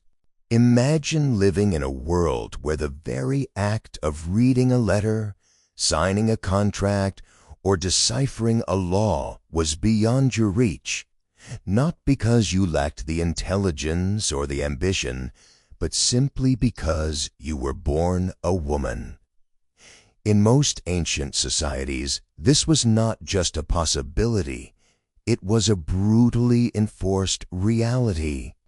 Women were, quite literally, locked out of knowledge and law, relegated to spaces where silence and obedience were more than virtues, they were prerequisites for survival. And the consequences? They weren't fleeting. They echoed across centuries, shaping not just individual lives, but entire cultures. The denial of formal education to women was not a mere oversight or a coincidental byproduct of patriarchal structures. It was a weapon, sharp and intentional, wielded to keep half the population in a state of enforced invisibility. While boys were taught to read, write, debate, and govern, girls were often given rudimentary instruction at best, if any at all, focused mainly on domestic skills. Imagine being handed a manual for spinning wool, mastering the hearth fire, or weaving baskets, but never a single volume of your community's history, philosophy, or even basic arithmetic. Without literacy, women absolutely couldn't interpret the written edicts, the recorded genealogies, or the intricate contracts that governed property and marriage. Essentially, the laws of the land were penned in a language designed to exclude them. Take ancient Mesopotamia, for instance, the cradle of civilization itself, and the home of the earliest known legal codes. The famous Code of Hammurabi, etched in stone for all to see, included clauses about women, but the ability to grasp these laws legally and socially was generally restricted to men. Women's legal standing was largely derivative. Their rights functioned only insofar as they related to male guardians, fathers, husbands, or sons. Without literacy or legal autonomy, women found themselves subject to rules they neither crafted nor understood fully. This lack of agency was compounded by the fact that legal identity was almost always tied to male kin. Women's voices, even in vital matters like inheritance or divorce, were stifled beneath layers of male mediation. But the effects went beyond the written word. Illiteracy and legal invisibility fed into a vicious cycle, one where exclusion from education limited women's awareness of their rights, and lack of knowledge made it nearly impossible to claim them. Imagine trying to negotiate a marriage contract only to find it sealed in script you cannot read, or attempting to defend yourself in court when the laws themselves feel like a secret code. The often dry and distant laws suddenly become deadly when you realize they were never written for your empowerment, but for your confinement. In some ancient Egyptian contexts, women enjoyed relatively more legal personhood. They could own property, sign contracts, and even represent themselves in court. On paper, this sounds almost revolutionary for ancient times. Yet, even there, literacy and education remained almost exclusively male territories. What's fascinating is that women who managed to achieve literacy were anomalies, rare jewels whose brilliance highlighted the stark reality of the majority. It's the difference between being a queen who learned to read and the countless wives and daughters who stayed in the dark, despite the kingdom's relative progressiveness. The general population of women remained dependent on men to interpret laws, to secure their rights indirectly, and to legitimize their roles. This lack of legal autonomy was not simply inconvenient. It was an outright erasure of personhood. Women's identities were often subsumed under male relatives, reducing them to property or non-entities in the eyes of the law. In ancient Rome, for example, the principle of patria potestas placed women under the absolute authority of the paterfamilias, the male head of the household. Even after marriage, a woman often fell under her husband's control rather than becoming an independently recognized legal agent. She could not represent herself fully in legal matters, nor could she make long-term decisions without male consent. The right to litigate, to enter contracts, or to own certain types of property was restricted not just by social custom, but by statutes. The law, ironically, which might serve as a shield or sword, frequently doubled as an invisible chain. The denial of formal education did more than strip women of rights.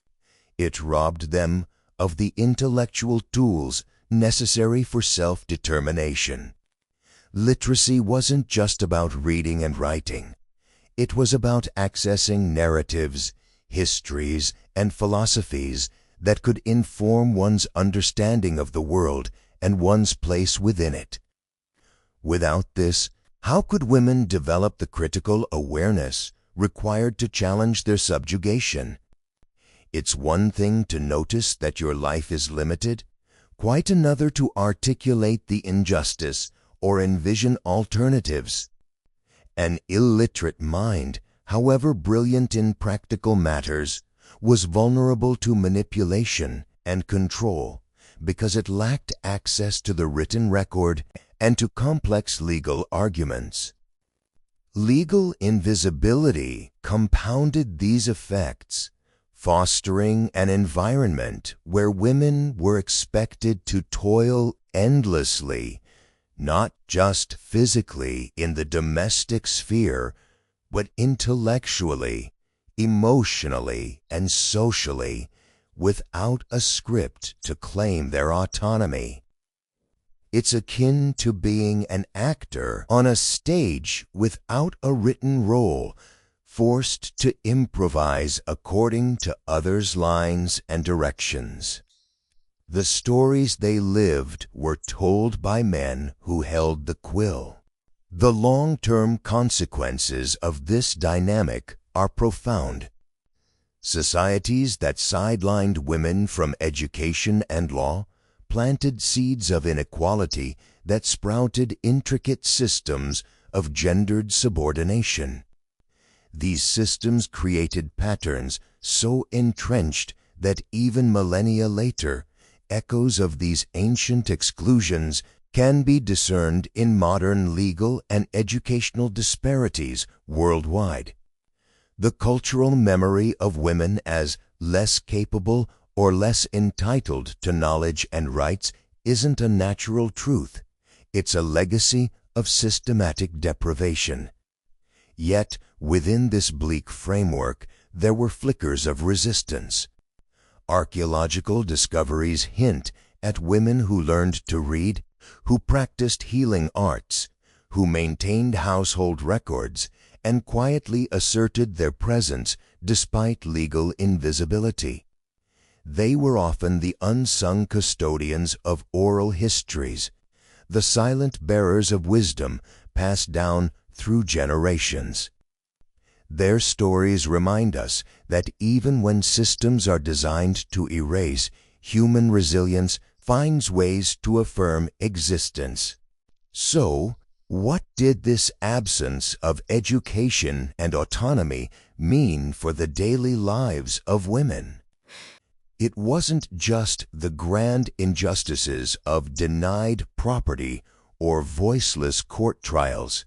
It was the countless small erasures, living in a haze of partial knowledge, dependent on intermediaries to navigate systems that affected their very survival. This uncertainty shaped every decision, from marriage to motherhood to managing households caught in the grinding mechanisms of ancient economies and social hierarchies. In many ways, women in these societies were trapped behind an invisible veil that only thickened with each denied right. And though their toil, physical, emotional, mental, was endless, their achievements often remain hidden in the shadows of history, overshadowed by the very structures that sought to silence them. It's a stark reminder that knowledge and the legal power that often accompanies it is not just a privilege of the mind, it's a profound foundation for dignity, freedom, and equality.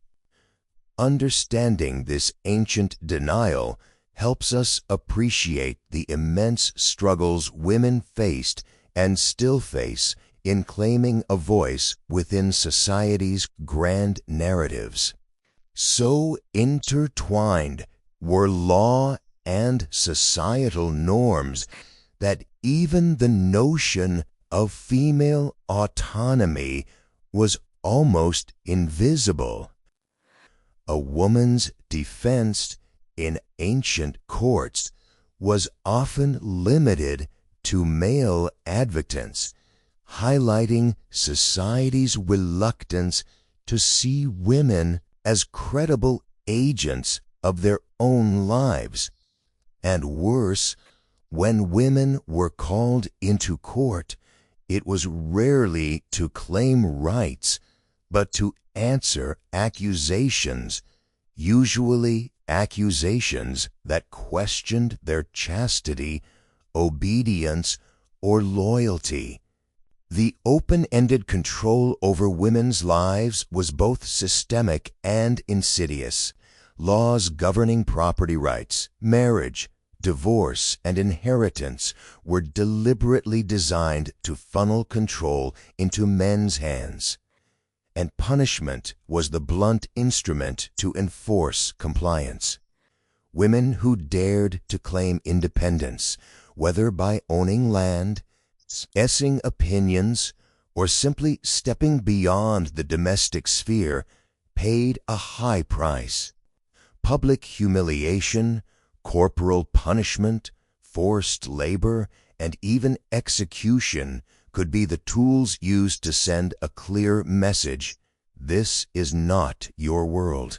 It's staggering how persistent and brutal this pattern was across continents and centuries. Whether in the stony courts of Mesopotamia, the marble forums of Greece and Rome, or the sunburnt villages of ancient India and Egypt, women's rights were an afterthought, swept under the rug of male dominance. Any legal protection they had was fragile, conditional, and often designed more to control than to empower. Looking closely, the stories embedded in these laws and punishments reveal much more than just gender bias. They expose the profound fear of female agency in ancient societies. Women's bodies and choices were battlegrounds for power, with men wielding laws as weapons to confine and control.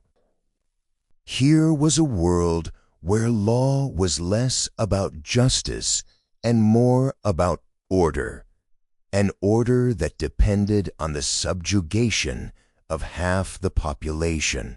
Yet, these very harsh realities also illuminate the resilience beneath the surface. Despite the threat of punishment, many women found ways to navigate, resist, and sometimes subvert these restrictions. Their endurance and ingenuity, lost to many histories, hint at untold stories of quiet rebellion and survival. In these ancient worlds beyond the veil, the interplay of punishment and law paints a stark picture of women's precarious existence. Behind the rigid legal structures lay lives defined by courage under pressure, by the struggle to carve space in worlds designed to deny them even the simplest rights. And it is within this struggle that we begin to understand the enduring human desire for dignity and freedom, an aspiration as old as civilization itself. Even within the suffocating grip of ancient patriarchy, where women's roles were often confined to the shadows of household duties and strict social codes, a remarkable truth flickers through the dusty corridors of history. Women were not just silent spectators. They were hustlers, creators, and shrewd economic players. While the veil of restriction might have fluttered over their faces and rights, the hands beneath were anything but idle. If anything, they moved with remarkable dexterity and cunning, weaving, shaping, and trading their way into the economic fabric of their societies. Take textile production, for instance.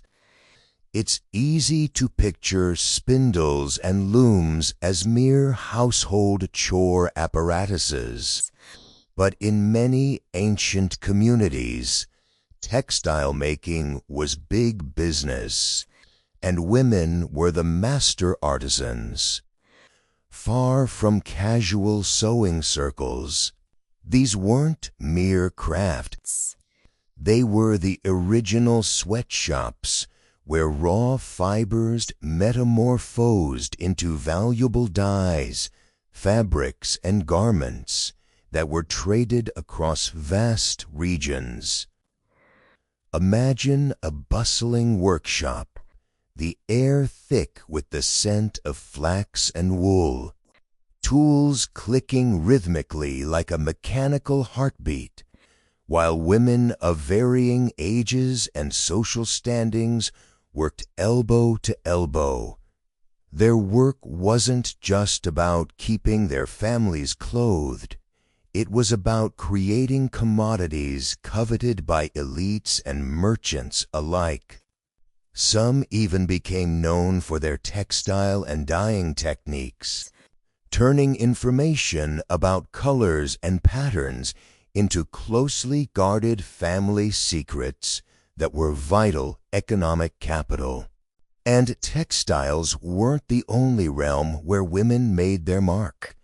Across different cultures, from Mesopotamia to ancient Egypt and across the Mediterranean, women found niches in trade and craft that allowed them to maneuver around or through their legal and social limitations.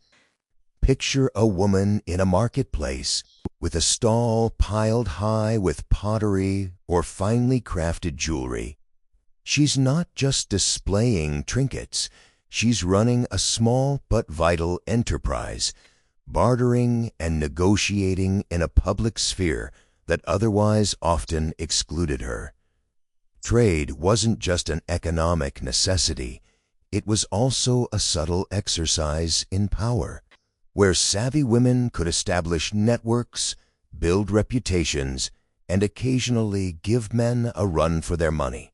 Even when official laws tried placing women under legal guardianship or restricting property rights, those pragmatic women knew how to bend rules or exploit social loopholes.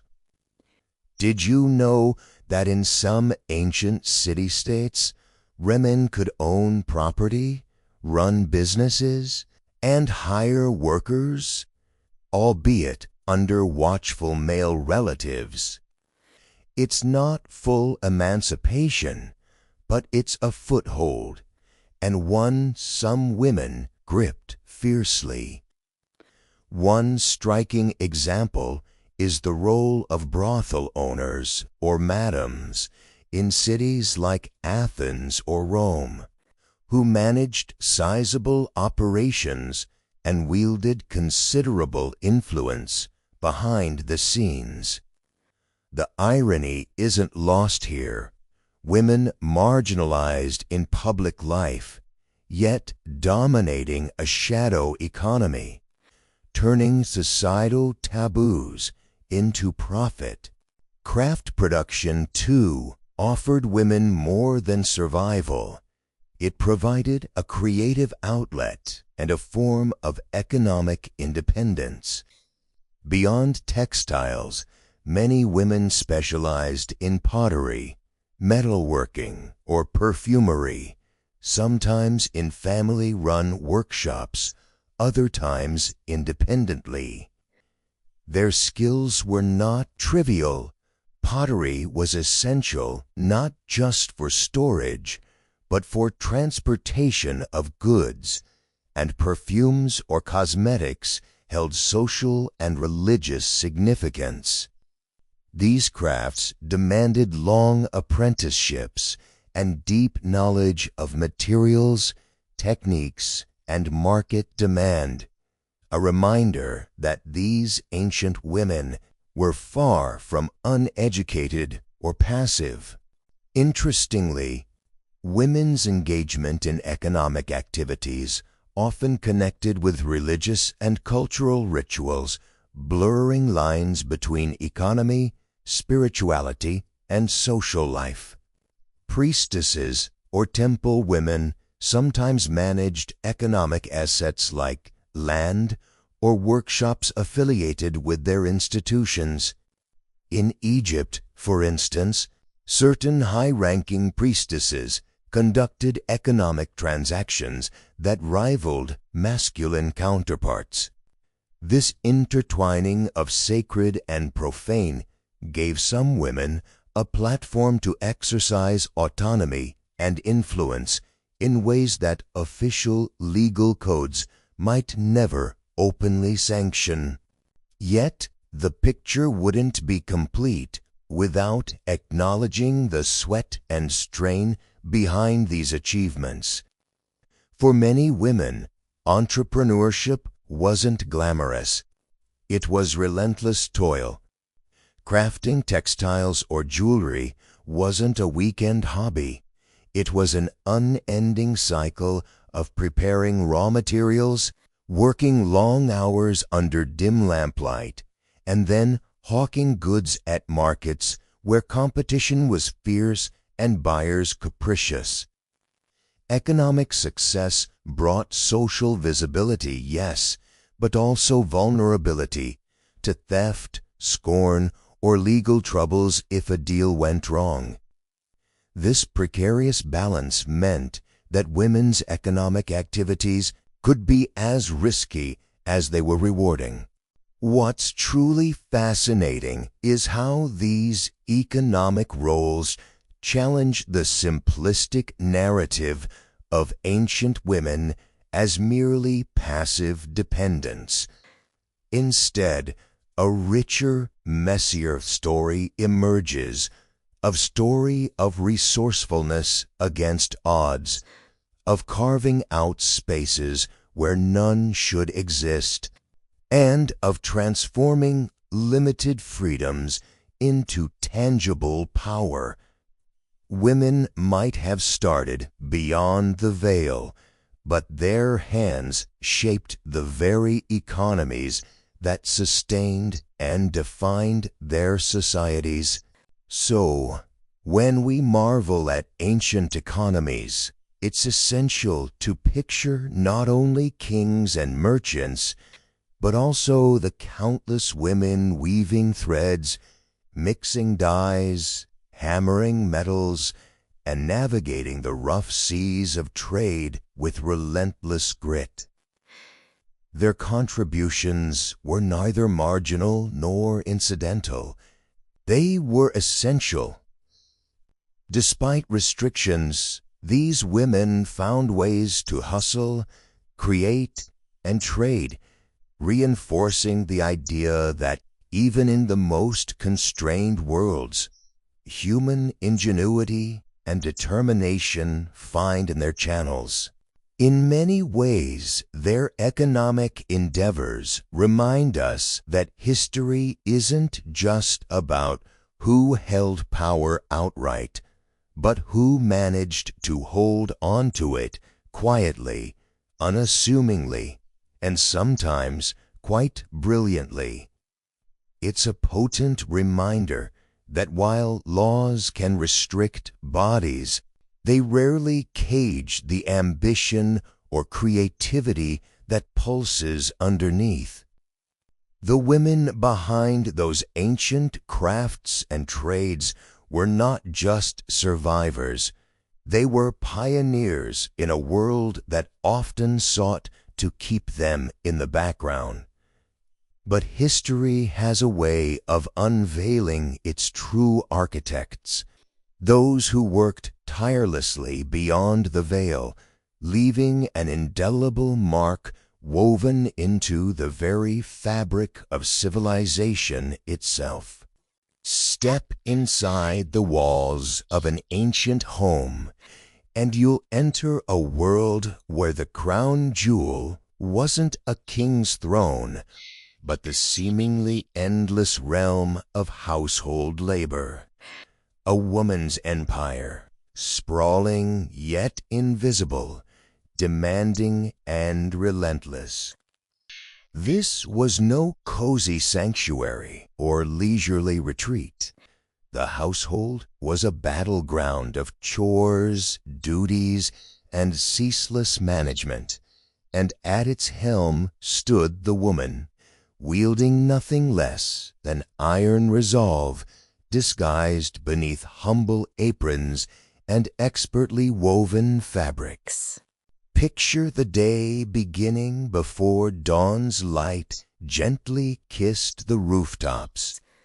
The household awoke, not with bird song or the clink of silver spoons, but with the stubborn grind of millstones, the low hum of water being carried, and the ever-present expectation that the hearth must blaze, the bread must rise, and the family must eat.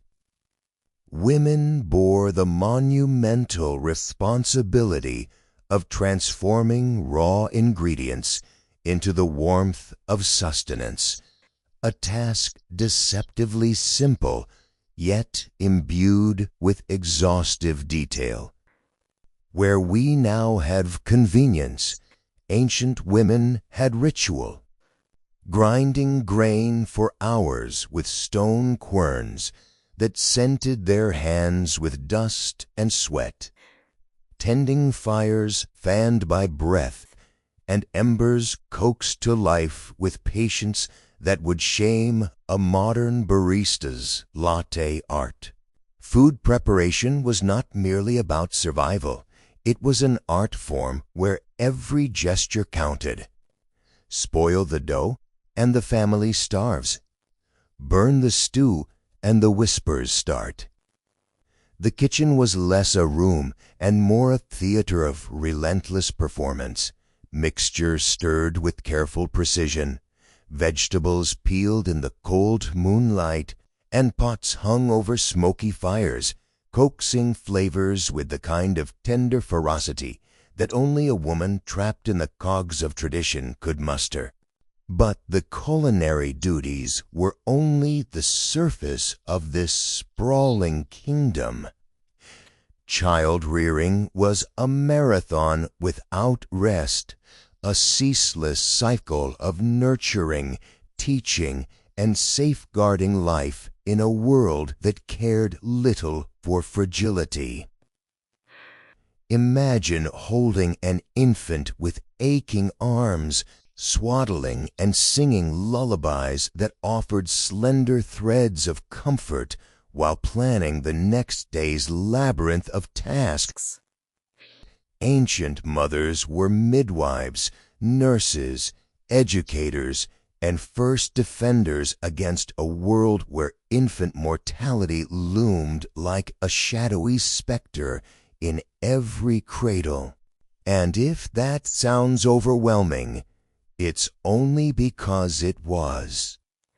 These women rarely experienced the luxury of leisure. From dawn to dusk, their labor was unending, feeding children and elders alike, soothing ailments with homegrown remedies, weaving social bonds as households intertwined in complex kinship webs.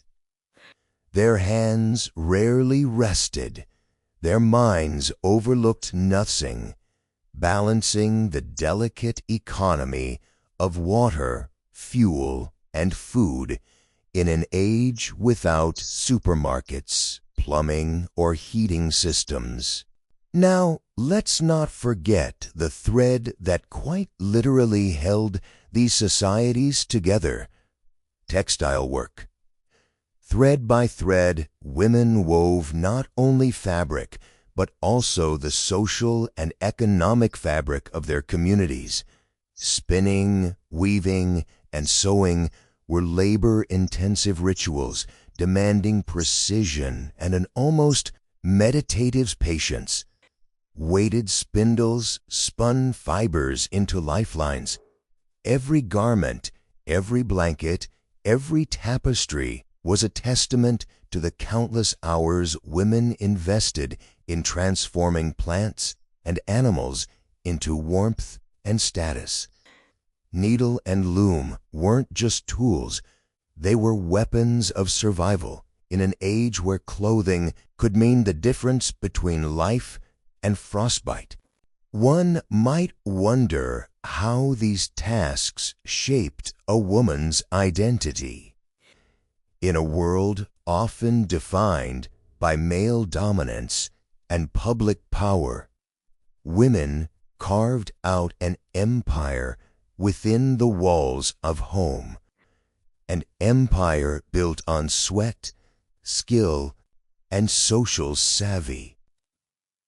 The household was a microcosm of order amid chaos, and managing it required a blend of managerial brilliance and physical endurance that rivaled any battlefield commander or fortress builder. Yet, despite this Herculean effort, their contributions were often trivialized, reduced to the background noise of daily life in the grand narratives composed by men. Imagine the invisible pressure, the unspoken rule that failure could lead not only to personal suffering, but threaten the family's reputation and survival. A burnt loaf of bread was not just a meal gone wrong. It was a crack in the armor of honor and provision. Running out of fuel or water, letting fabric wear thin, or neglecting children's needs were failures with social repercussions as brutal as any political scandal today. And so the daily ritual unfolded again and again, women rising before the sun, disappearing into the repetitive symphony of chores, tending the needs of many with the grace of jugglers balancing fiery torches in a storm. They stirred, sewed, soothed, and scolded. Their voices faded in the hum of the household machinery they operated endlessly. Their labor was not simply to maintain homes, but to preserve cultures and histories, woven into tapestries, baked into bread, etched into the fragile hands of their children. Beyond the veil of male authority and public power, these women ruled vast empires of toil, their reigns marked not by crowns or titles, but by the steady, unyielding pulse of daily life, kept alive by calloused hands and steadfast hearts.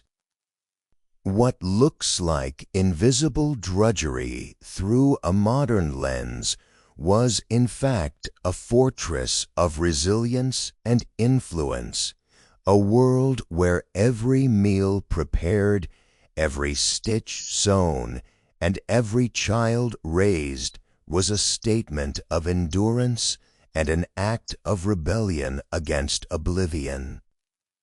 So next time you think of ancient history as the story of kings, battles, and monumental stone, remember the relentless queens of these homes, their crown, endless labor, their throne, the hearth, and their legacy, the very fabric of civilization itself. Wars in ancient times were supposed to be the grand theater of kings, generals, and soldiers wielding swords or arrows, shaping the fate of empires with brute force. But behind the crying of armor and the thunder of chariots lay a quieter, grittier story, one where women played roles as pivotal as anyone on the battlefield, despite rarely or never being allowed to pick up a spear. Far from mere bystanders, women's lives were irrevocably embroiled in conflict, caught in a relentless maelstrom of political gamesmanship and personal sacrifice. Imagine this: you're a woman in ancient Mesopotamia, Egypt, or Greece.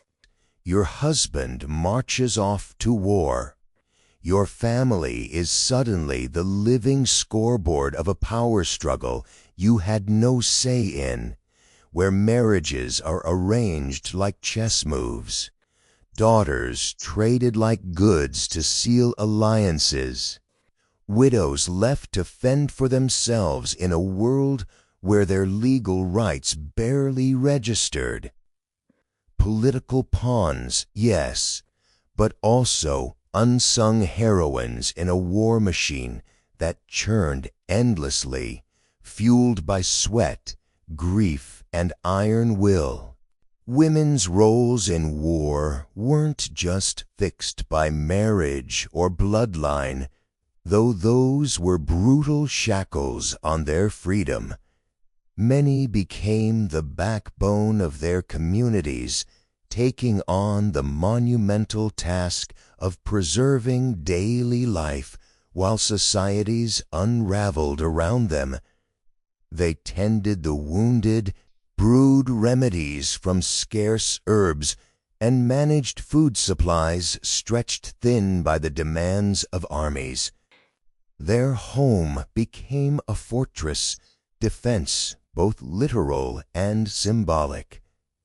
If the men marched forward, women were the vigilant sentries at the rear, guarding what little remained. Take, for example, the ancient Greek world. You might picture Spartan women as over-muscled warriors who shouted, "Come back with your shield or on it." But even there, their strength wasn't just in physique. It was in their formidable social power and endurance. Spartan mothers constantly reminded their sons that war was inevitable and sacrifice non-negotiable. Yet they themselves managed estates and wielded influence back home, a stark contrast to the generally sequestered Athenian women. Across other Greek city-states, women were mostly excluded from public life, but were still thrust into the chaos of war through their sheer necessity to manage households, deaths, and unpredictable invasions. History paints a grim palette when it comes to war and women. Their bodies often turned into battlegrounds. Captivity was a constant threat. Enslavement, forced marriages, or worse, could be the aftermath of a city's fall, a cruel reminder of how women were recategorized from people into spoils. The laws, if any existed, rarely protected them. Instead, behind every victorious soldier stood a silent statistic of women who bore the scars of conquest, physical, emotional, and social. Yet, amid this harshness, women sometimes transformed their suffering into a form of resistance or unexpected authority. In societies from ancient Egypt to the Hittites, some women rose as healers whose knowledge of medicine and herbs was indispensable to war efforts. And the chaos of battlefields and sieges, they patched wounds, concocted salves, and sustained the fighting men. Their expertise wasn't just biological, it was political power cloaked in caregiving. Imagine tending to a grievous wound with nothing but a handful of plants and unyielding resolve, doing the work that could save generals or common soldiers alike. And then there's the story of women as defenders, not on front lines, but in siege towers and city walls. When male warriors were away or dead, women often had to pick up the slack. Ancient texts speak of women hurling stones, pouring boiling oil, or simply standing firm to keep their homes safe. It wasn't heroism in the usual sense, it was survival. Still, imagine the scene: a group of women armed not with swords, but with grit and leftover weapons, fending off invaders with a mix of hope and desperation. Far from the gentle caricature of ancient womanhood, this was raw, unfiltered toughness. War also reshaped women's emotional worlds in profound ways. Letters and poems, from the Babylonian laments to Greek elegies, whisper through the corridors of history, reeling sorrow, longing, and rage. These weren't abstract emotions, they were the psychological fallout of tens of thousands of men ever not returning, of towns burning while children wept, of futures rewritten by the edge of a sword. Women articulated these experiences, often in coded ways, because the official histories left no room for their voices. What's striking is how perpetually their toil was invisible or undervalued by chroniclers, rulers, even families. Their labor, from managing dwindling food stores to maintaining fragile social networks, was essential to the very fabric of war-torn societies. Without the silent, ceaseless work of women, armies might have starved, rebellions might have crumbled, and empires might have fallen faster. They upheld civilization's threads while everyone else was busy tearing them apart. In that sense, ancient wars weren't only contests of armies and strategies.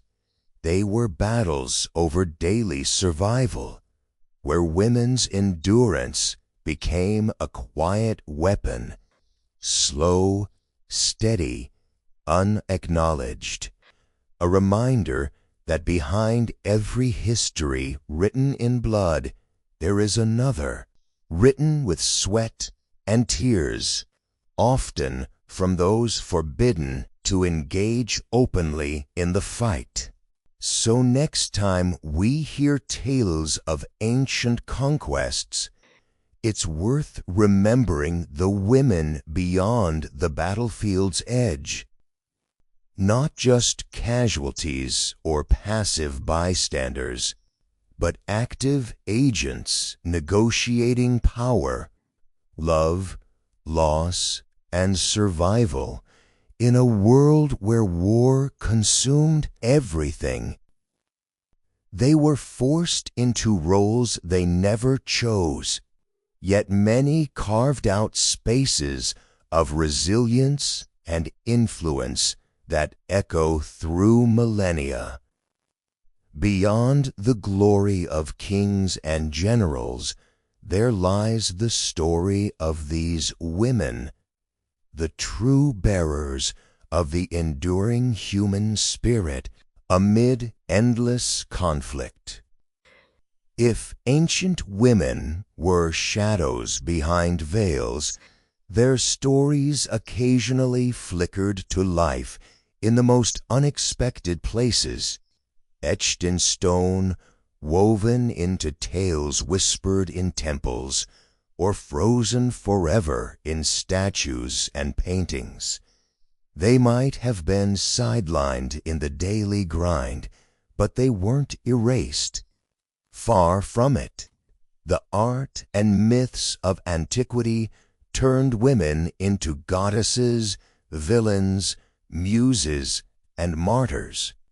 Yet, digging beneath that glittery veneer reveals a far messier portrait, one where ideals clash with dissents, and the women's own voices, though muffled, dare to slip through the cracks of history. Think of it as a gallery where every piece conceals a double life. Take the mythological domains, for example. Women often emerged as embodiments of beauty and fertility. Aphrodite's smile could launch 1,000 ships, or Hera's wrath could shatter empires. But how often did these same tales cage them within stereotypes, painting them as either divine paragons or dangerous temptresses? This wasn't just ancient sexism, it was propaganda writ large. The damsel in distress, the loyal wife, the scheming seductress, they were roles drilled into collective memory, ensuring no real woman dared to be just a woman outside of these archetypes. Yet, there are fascinating exceptions, those rare instances when female figures break the mold, not as flawless gods, but as complex, defiant individuals challenging the status quo. Like the inscriptions from Mesopotamia, where women, not just queens, but commoners too, left their names on clay tablets, staking claims to property or challenging debts. These aren't comforting fairy tales, but gritty, real-world snapshots. I was here, the women seemed to say, in a world that preferred to pretend otherwise. In Egypt, the walls of tombs tell another tale. Women of power, like Hatshepsut, dared to wear the pharaoh's beard, a visual middle finger to gender conventions of the time. The art, statues, and hieroglyphs immortalized her not just as a woman, but as ruler. Still, even then, history and art had to wrestle with her legacy, erasing and rewriting, as if terrified that a female pharaoh might inspire too much rebellion. What a testament to the threat a woman in power represented, so threatening that her monumentality itself had to be undone. Meanwhile, in ancient Greece, the story gets even juicier. Dramatic plays showcased women as both victims and protagonists, often grappling with societal bonds that choked tighter than any physical chain. Euripides' Medea, for example, wasn't just some tragic scorned wife. She was a furious force of nature who assassinates her own children to punish a husband's betrayal. Gruesome, yes, but a jaw-dropping demonstration of female agency, raw and unfiltered. Was this misogyny? Perhaps. Or maybe it was an ancient playwright's way of screaming, "You think you control women? Think again." Inscriptions on pottery, too, carry voices we rarely hear aloud. Sometimes a woman's name is scrolled alongside a witty or bitter proverb, or even a naughty joke, because how could they resist poking fun at their own ridiculous roles? Such informal graffiti flips the script, revealing that behind the grand monuments and heroic myths there was private laughter, quiet rebellion, and scoffs at the absurdity of it all. Artworks from the ancient world often double as propaganda machines, but they also hint at the contradictions women lived through daily. Look closely at the frescoes from Minoan Crete, where women appear as priestesses, dancers, even bull leapers. The vibrancy and prominence of female figures in these scenes suggest a more complex relationship with gender than the usual tales of oppression. Was this an island where women had greater religious or social power? Possibly. Or maybe it's just another example of how the archaeological record refuses to fit neatly into our modern categories. In the harsh realities of daily life, work for women was relentless and rarely credited. Yet there were those immortalized in obscure epitaphs and temple reliefs as skilled artisans, healers, or managers of household estates. These forgotten heroines might not have worn crowns or been sung by poets, but their labor kept civilizations breathing. The hands that spun wool, brewed ale, or tended fields were the silent engines of ancient economies, their contributions recognized sporadically, if at all, in the official record. Isn't it fascinating how the women's presence in ancient culture is like a palimpsest? Layers overwritten, some faded, others deliberately scrolled over, but none completely erased. Women appear as ideas sculpted by male artists' hands, as divine figures commanding worship, but also as insurgent spirits, their own names scratched in defiance. These relics are clues, cracks in the facade offering glimpses into actual lives lived in constraint and rebellion. None of this tells us that ancient societies were kind or that women lived balanced, empowered lives. Far from it.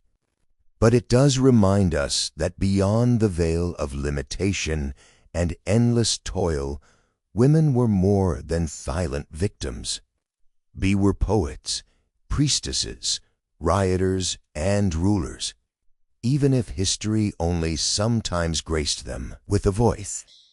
Their portrayals, contradictory and incomplete, challenge us to look harder, read between the lines, and imagine the fuller stories lurking beneath all those stone carvings and mythic cliches.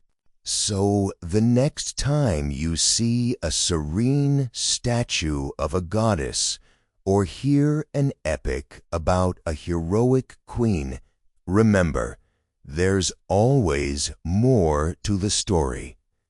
Behind every mythologized ideal was a woman who lived, struggled, and perhaps not just once, but many times, stared back fiercely at the ancient world that tried to confine her. Imagine living in a world where your worth was carved not from your talents or intellect, but from an unyielding web of social expectations and silent obedience. A world where your daily existence was defined by ceilings made not of glass but of stone, vast, cold, and seemingly immovable.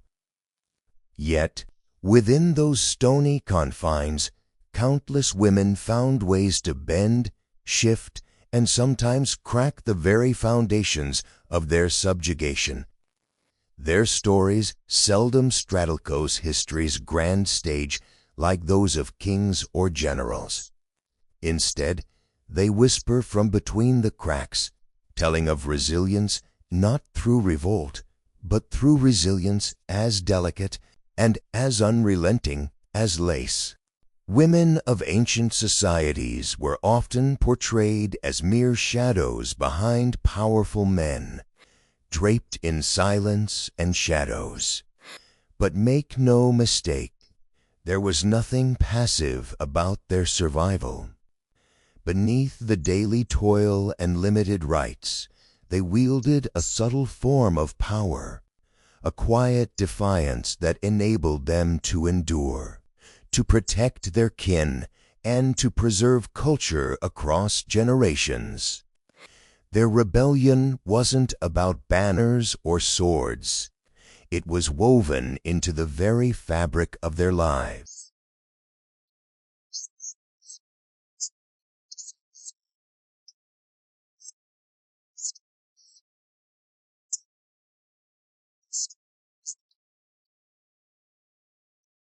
Women became keepers of memory, guardians of tradition. Consider for a moment the world of the ancient Near East, where legal codes often read like the ancient equivalent of a pop quiz no woman wanted to take. Laws that dictated what a woman could own, whom she could marry, how many children she could bear, and even how her testimony was weighed in the courtroom. Rigid? Absolutely. Yet within these confines, some women cleverly negotiated their positions. They acted as intermediaries between husbands and powerful male kin, influenced household decisions, and on rare but significant occasions, acted as patrons or even political advisors. It's a bit like living in a heavily scripted play, but finding your own improvised lines and subtle gestures that gradually change the scene's tone. Look further into the ancient Greek world, where women's public presence was often restricted to the domestic sphere. They couldn't vote, own property independently, or speak publicly in most settings. But the myth of silent, submissive Greek women hides a complex reality. Women cultivated influence through religion, acting as priestesses and custodians of sacred rituals. These roles weren't just ceremonial, they were political acts, wires subtly crossed beneath the surface of male-dominated power structures. The temple was their stage, a place where they wielded real authority, shaping communal life and even city-state agendas in indirect but unmistakably powerful ways. Some women took on the role of masters of disguise, embodying roles that blurred public and private lines. Midwives, for example, were often more than just facilitators of birth. They were healers, herb experts, and confidants who protected women's secrets, both physical and political. In many societies, knowledge of herbal remedies and childbirth was power in a bottle. A well-timed remedy could save lives or terminate pregnancies, a form of bodily autonomy otherwise denied. These women held a kind of underground currency, supporting each other in a silent network of resilience that lasted centuries. Then there's the powerful example from ancient Egypt, where women had surprisingly more legal rights compared to their contemporaries elsewhere. Still, even with opportunities like owning property and managing businesses, Egyptian women maneuvered through a patriarchal labyrinth, proving that more rights did not translate into equal footing. They crafted their agency through marriage alliances, religious roles, and economic savvy, showing that adaptation often trumped outright confrontation. Cleopatra's image, both through history and Hollywood, is a dazzling extreme, yes, but it also hints at the broader spectrum of female influence available in a system that, on paper, looked anything but equal. What about the everyday women whose stories are not etched into marble statues or royal decrees? Those who spun a wool by the fire, cared for children, and delivered food to the family table day in and day out. Their resistance was quieter, but no less significant. Through storytelling and song, they passed down values and histories, defying erasure. They created social bonds that reinforced communal identity, forming networks of mutual support that softened the blows of systemic oppression. Like a secret social currency, these networks were vital lifelines, often the difference between despair and survival. Humor, too, played a surprisingly subversive role. Ancient comedic plays sometimes lampooned women's situations, giving voice to grievances that official discourses ignored. The laughter might have been at the expense of women, but for women in the audience, or audiences in general, that humor could be an act of recognition, a shared acknowledgement of injustice wrapped in satire.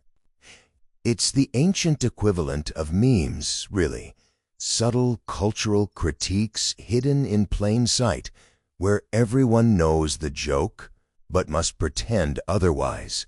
Let's not forget the role of women as cultural preservers during times of conquest and upheaval.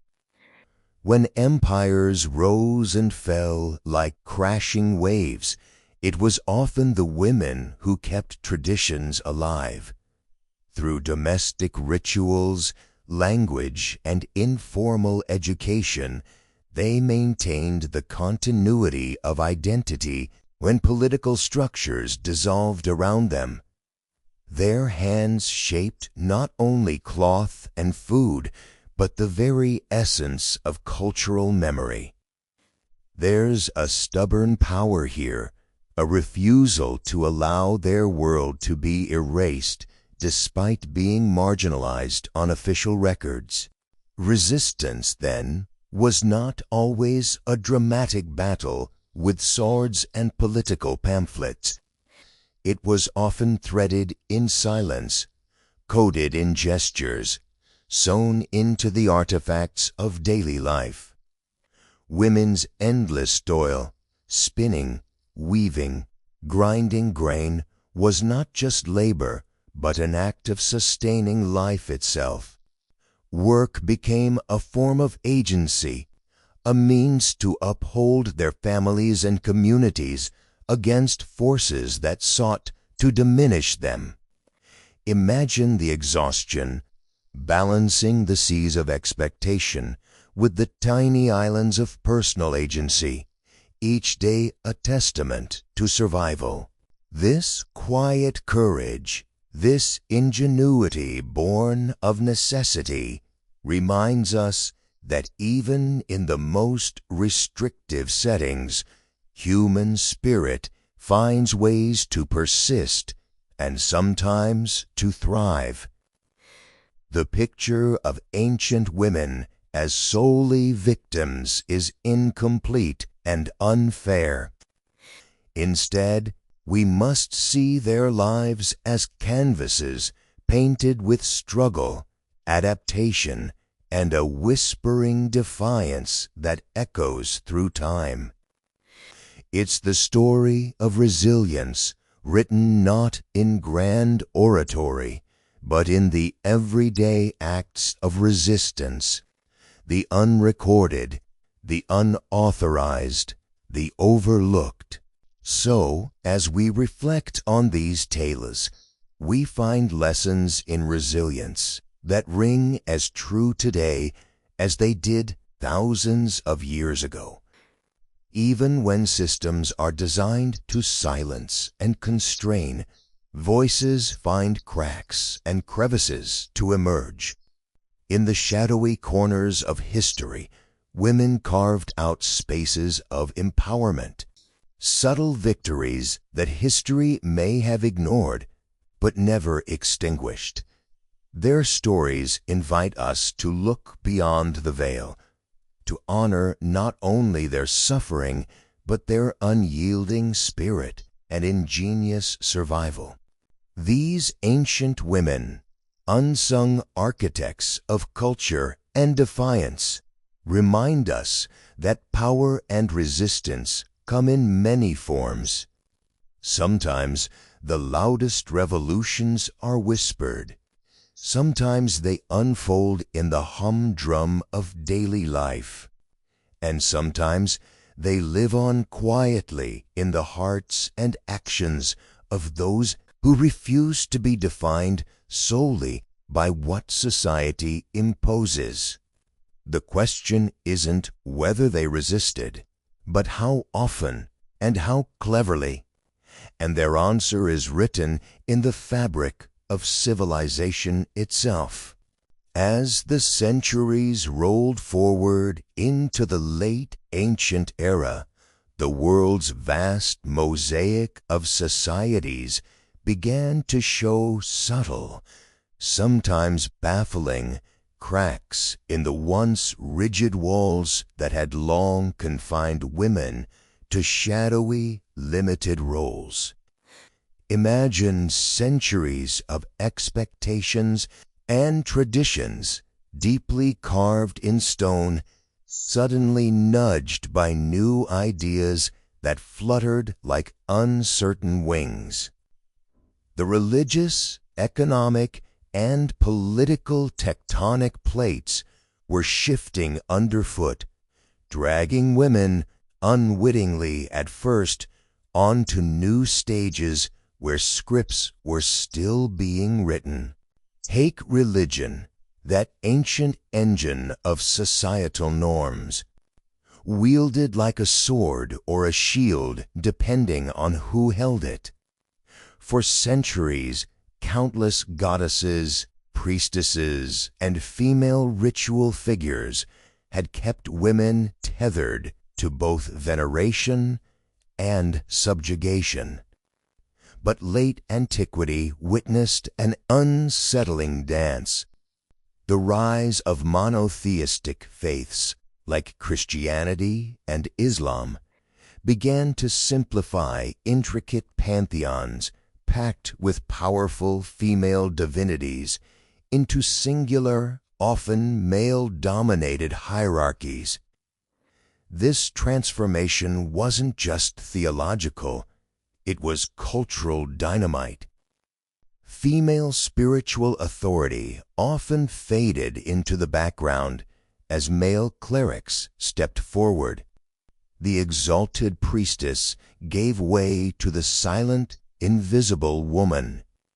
Yet, paradoxically, early Christian communities sometimes offered women a sanctuary and a modest public voice.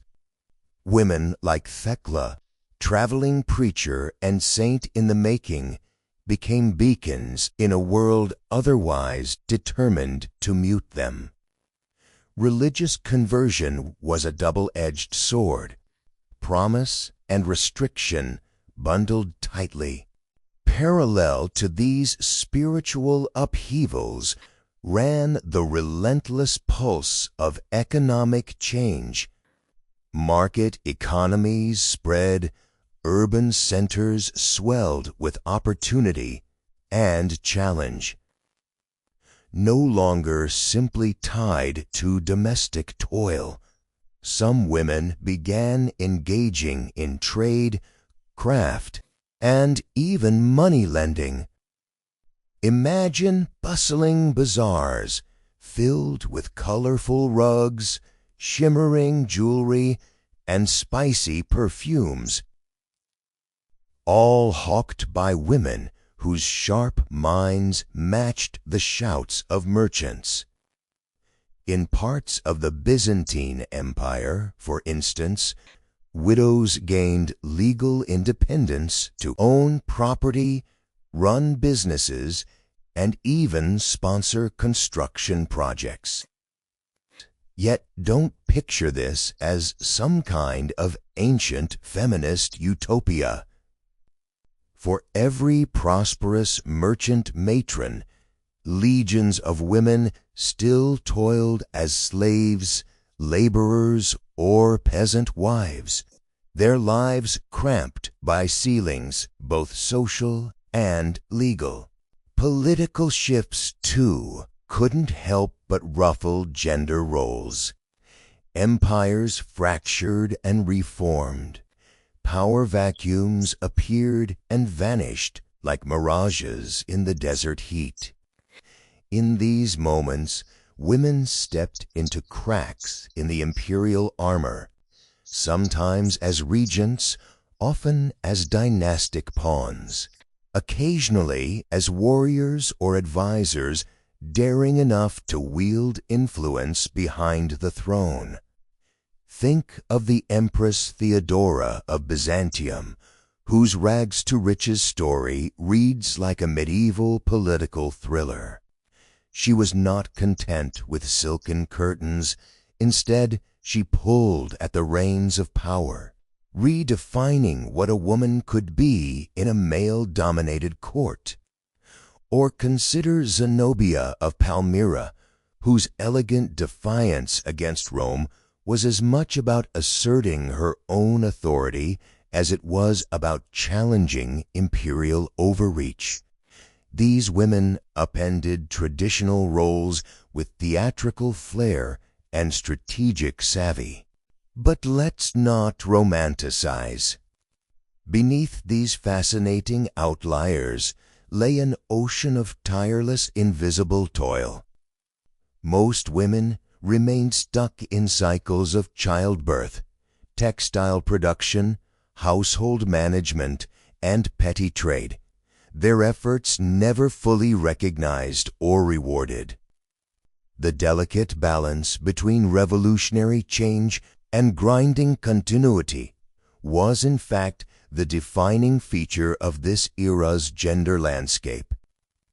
Women might gain the right to draft contracts or inherit land, but could they ignore the ever-present shadow of violence, legal restrictions on their sexuality, or the relentless demands of unpaid labor? Really, this was also the time when legal codes grew denser, filled with precise clauses about women's behavior, property rights, restrictions, and punishments, almost like ancient user manuals written with a sarcastic wink, reminding women of their constant second-class citizenship. Some laws codified protections, sometimes for widows or daughters. Others, however, slammed shut doors on female autonomy. A bride might be legally considered little more than an extension of her husband, her consent a trivial afterthought. Yet, somewhere in these conflicting currents, seeds of future change were being planted. The simple fact that women's roles, previously monolithic and immovable, began to show variation at all was significant. It signaled a gradual cracking of the ideological edifice, a slow acknowledgement that women were more than mere vessels for producing heirs or silent caretakers. Whether born from religious vocations, economic necessity, or political maneuverings, these shifts hinted at an ever-evolving dialogue about gender, power, and identity. One can almost hear the clattering noises of breaking traditions, the strain as expectations pulled taut and frayed. It's tempting to dismiss these late, ancient societies as mere backwaters of progress. Yet their stories reveal a complex tapestry.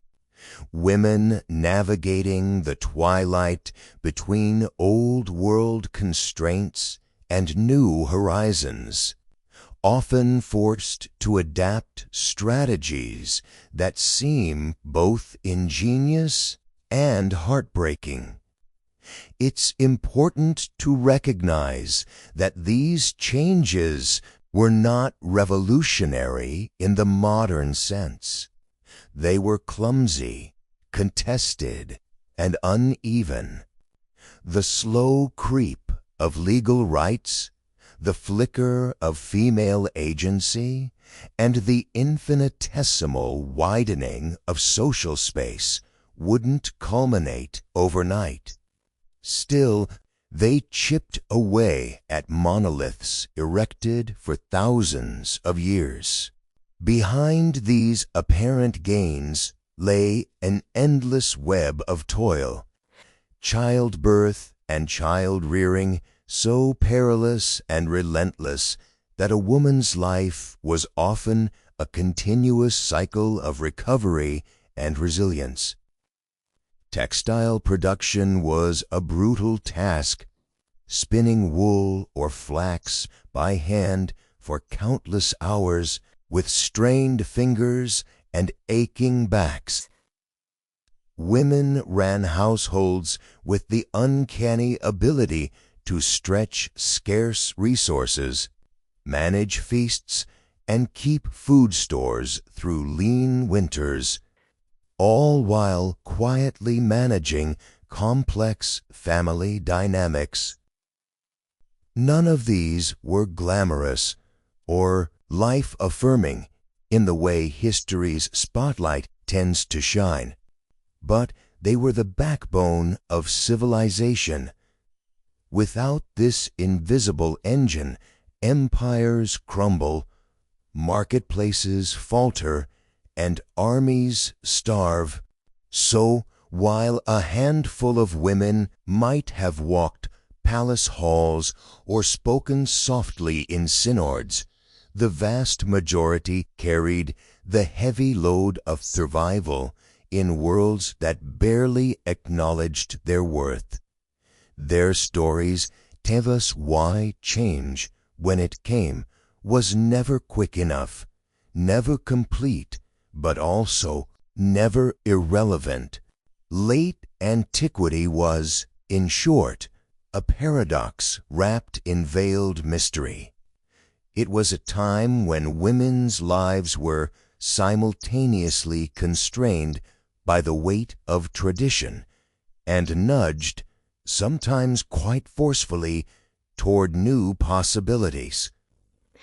The shifts in religion, economy, and politics carved faint pathways through seemingly impenetrable forests of patriarchy. Many of these pathways were thorny, narrow, and dangerous. Some ended in dead ends, but nonetheless they were there. And that's the story worth telling. A saga not of grand revolutions, but of gradual awakenings, where limited rights were tested and new roles imagined, even when the world insisted on old scripts. Just like a faint dawn breaking behind the veil of night, flickers of female agency in these ancient societies offer a powerful reminder. History is never a single narrative. It's a vast, tangled web of light and shadow, progress and restraint, and women's lives in late antiquity epitomize that tension in all its vivid, painful, and endlessly human complexity. The echoes of ancient women's confined lives don't vanish with the turning of centuries. They linger, stubborn and persistent, like shadows cast long after the sun has set. When we look back at the legacies of those early societies, the painstakingly narrow roles, the relentless toil, the muted voices, we find that history isn't a clean slate, but a layered manuscript, its ink smeared by centuries of struggle. Women's limited rights in ancient times did not simply disappear. They morphed and tangled with the social, political, and legal frameworks that followed, weaving a complex tapestry that still influences our world today. Imagine walking through the pages of history as if flipping through a dusty family album. Each image shows women bound by invisible chains, clauses in laws that denied them property rights, rituals that marked their worth by marriageability, labor that never ended, and rewards that rarely arrived. Their status was rarely their own to command. Instead, it was loaned to them by their fathers, their husbands, or the men who dictated societal hierarchies. The phrase wife and mother was less a personal identity and more a socially enforced uniform. Behind every great conqueror, every grand structure, every transformative society, there was a silent, tireless force of women whose contributions were often erased, minimized, or throttled by custom and law. Fast forward into the epochs that followed: medieval kingdoms, Renaissance courts, colonial expansions, and revolutionary upheavals. Although societies evolved, sometimes dramatically so, the core paradox remained. Women's labor was essential, yet their rights were always an afterthought, if recognized at all. The echoes of ancient property laws could still be heard in the clinking chains of coverture laws centuries later, where a woman's legal identity was effectively swallowed whole by her husband's. You might think by the time we got to industrialized cities and suffragette rallies, women would have shaken off the dust of those archaic restrictions like an awkward throwback costume.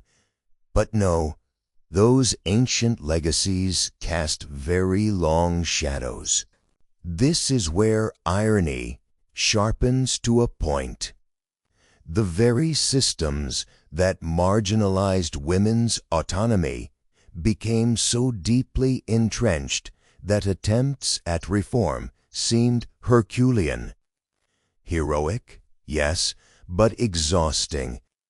Imagine programming a stubborn old computer that still runs on punch cards from the 1700s while everyone else is streaming videos in 4K. The patriarchal codes were the punch cards, slow, rigid, archaic, but unyielding. Women like Mary Wollstonecraft, Sojourner Truth, and Emmeline Pankhurst didn't just push for rights, they hacked the entire system, trying to rewrite centuries of laws and social norms, brick by brick. The ancient blueprint of women's roles revealed itself in the legal battles over property, voting, education, and employment, arenas long denied to women, but now transformed into battlegrounds. The psychological cost of these legacies often goes unspoken. If your entire life is reduced to roles assigned by others, from birth to death, from obedience to motherhood to servitude, the internal landscape becomes a minefield of expectations and suppressed desires. These ancient norms perpetuated a reality where even the most educated or ambitious women faced invisible ceilings as thick as stone walls. To dream beyond what was socially sanctioned was akin to rebellion, sometimes punished with ostracism, sometimes with violence. And yet, it's not as if women only suffered passively. Throughout history, resistance took myriad forms. Quiet defiance, coded messages woven into art and literature, fiery speeches, riots, and revolutionary acts. But these acts were complicated by the fact that the very societies that oppressed women sometimes depended on their endless labor. It was a double-edged sword. Women were undervalued, yet indispensable, heard, yet silenced, citizens, yet property. This paradox shaped centuries of gender norms, feeding both the hope for change and the frustration of systemic inertia. In a modern context, the fingerprints of these ancient legacies are everywhere, whether in lingering wage gaps, debates over reproductive rights, or societal expectations that nudge women into acceptable careers or roles. The past's restrictive definitions of womanhood still haunt the present, sometimes so insidiously that they masquerade as tradition or common sense. How many times have we heard that women are naturally suited for caregiving, diplomacy, or emotional labor, while leadership roles remain stereotypically coded as masculine? These aren't organic truths, but cultural artifacts, passed down like heirlooms, valuable only because they're preserved, not because they're inherently justified. Yet, understanding this continuous thread is crucial. It means that the fight for gender equality isn't simply a modern invention or a fad. It's the final act in a drama written over millennia. The progress made by women's suffrage movements, feminist waves, and social reforms stands on the shoulders of countless unnamed women who toiled under ancient restrictions. Every march, law, and protest is a response to the weight of those historical burdens. That's why today's challenges, gendered violence, underrepresentation, workplace discrimination, are not isolated phenomena, but structural outcomes with deep historical roots. The good news? Awareness of these legacies gives us tools to dismantle them more effectively. When we refuse to see gender inequality as doth the way things are, when we recognize it as the residue of ancient, deliberate inequalities, we empower ourselves to rewrite the script. That means challenging not only overt laws and policies, but also the subtle social norms and unconscious biases that perpetuate gendered division. So, as the story of women's rights journeys through time, it becomes clear that history is not a neat line, but a tangled web.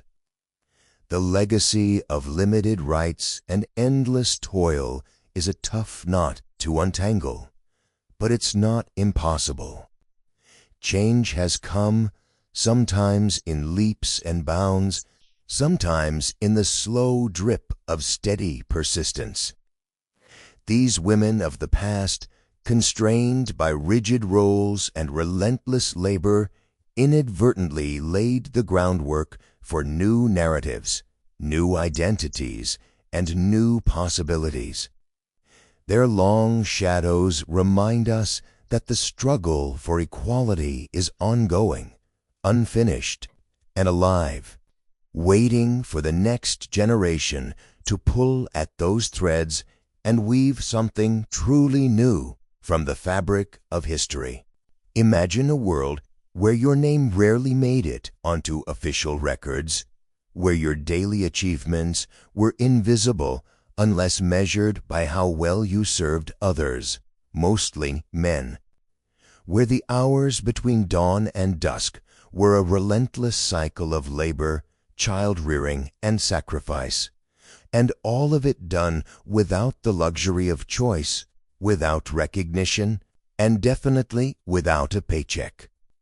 This was the everyday reality for the majority of women in ancient societies. Not mythic heroes, not queens. They were the backbone of their civilizations, yet often muted beneath the thunderous weight of patriarchy. their stories rarely make the headlines. They aren't the victorious generals or the famous lawgivers. Instead, they are the countless, unnamed mothers spinning thread by candlelight, grinding grain until their fingers bled, fetching water from rivers that knew no safety, or calming ailing children with nothing more than herbal concoctions and hope. If history's grand stage was a play, women were the silent chorus, there in every scene, but barely allowed a voice. But why dwell on this? After all, isn't history about kings and battles, monumental achievements and grand collapses? True, but history without these women is a half-remembered song, the melody missing its harmony. Their limited rights weren't just legal inconveniences, they shaped the very fabric of society. To understand their endurance is to grasp the pulse beneath the surface of every ancient civilization. Take marriage, for example, a union often as much about property and alliance as affection. A woman's agency, what freedom she had to consider or refuse, was frequently constrained by family strategies and patriarchal bargains. In many cultures, she was little more than an economic asset, exchanged to cement political or social lies. Love was a luxury. Obedience was the rule. Think about that. A lifetime bound not by choice, but by contract, often arranged before she could even protest. Even inside the household, where one might assume women held some sway, the reality was more complex. Duties multiplied endlessly. Childbirth, child-rearing, cooking, cleaning, making clothing, managing storerooms, and sometimes even overseeing servants or slaves. And this labor rarely ended at the back door. Agricultural cycles demanded women's hands in the fields, at times working alongside men, yet without the dignity of equal status. Their toil was infinite, exhausting, but almost always expected, and conveniently overlooked by the history written from the male perspective. This relentless workload came with physical and emotional costs. High maternal mortality rates punished those who performed the miracle of life under precarious conditions. Who can imagine the weight of anxiety carried by women who birthed children onto fragile worlds, nursing epidemics, famine, and wars as constant specters? Yet their resilience forged the continuity of these societies. These women navigated danger and despair daily, armed with nothing but grit, oftentimes silent desperation and fierce determination. It's striking to consider how legal systems codified these inequalities. In many cases, women were legally under the control of a male guardian, first their fathers, then husbands, sometimes even brothers. Ownership-like clauses existed where women's property and earnings were automatically transferred to male relatives. Courts rarely considered a woman's testimony equal to that of a man. It's almost laughable and horrifically tragic that some laws punishing female transgression read like scripts from a bad soap opera. Women who spoke out or stepped beyond their prescribed roles risked accusations ranging from gossip to witchcraft. Yet, within these oppressive frameworks, women found subtle ways to assert themselves. They carved out spaces for influence, running businesses, participating in religious rites, and occasionally even exercising political power under exceptional circumstances. Not a lot, but sometimes enough to remind us that life isn't bounded strictly by rules. These lived nuances are the threads that sew together a fuller picture, reminding us that history is neither monolithic nor sterile. Beyond the historical lament, why recount this? Because acknowledging these struggles deepens our understanding of the complex origins of gender roles and inequalities that echo to this day. When we talk about rights and labor now, when debates flare about fairness, opportunity, and recognition, we are still, in many ways, contending with that ancient legacy. The battles fought, the endurance displayed, and the silences endured centuries ago ripple into contemporary discourse. Imagine for a moment standing alongside those ancient women, the grinding stone in her hands, the humble hearth fire, the whispered lullabies against the backdrop of a world that often denied her existence beyond domestic invisibility. Her story is not one of victimhood alone, but of survival and tenacity. It pierces the veneer of glorified history to remind us of the ordinary, extraordinary endurance that underpins every civilization. As we reflect on these truths, it becomes clear. The history of women in antiquity is not about separation from men, but about understanding humanity in its entirety. The joys, the sufferings, the limitless capacity to endure beneath constrained circumstances. Recognizing their humanity enriches the present, challenging us to question which stories we elevate and which we neglect. It challenges the structures still at play in gender roles today, urging a more inclusive mindset. So, as this exploration ends, carry forward an image not of passive shadows, but of vibrant, endlessly laboring beings who shaped the world more than the pageantry of kings allowed. Their toil was endless, their rights limited, but their spirit unbreakably strong under the veils of history. In their stories, buried beneath layers of silence and neglect, lies powerful catalyst for empathy, awareness, and change. Understanding these ancient women, grappling with the harshness of their worlds, carving out space amid constraints, makes it harder to accept injustice.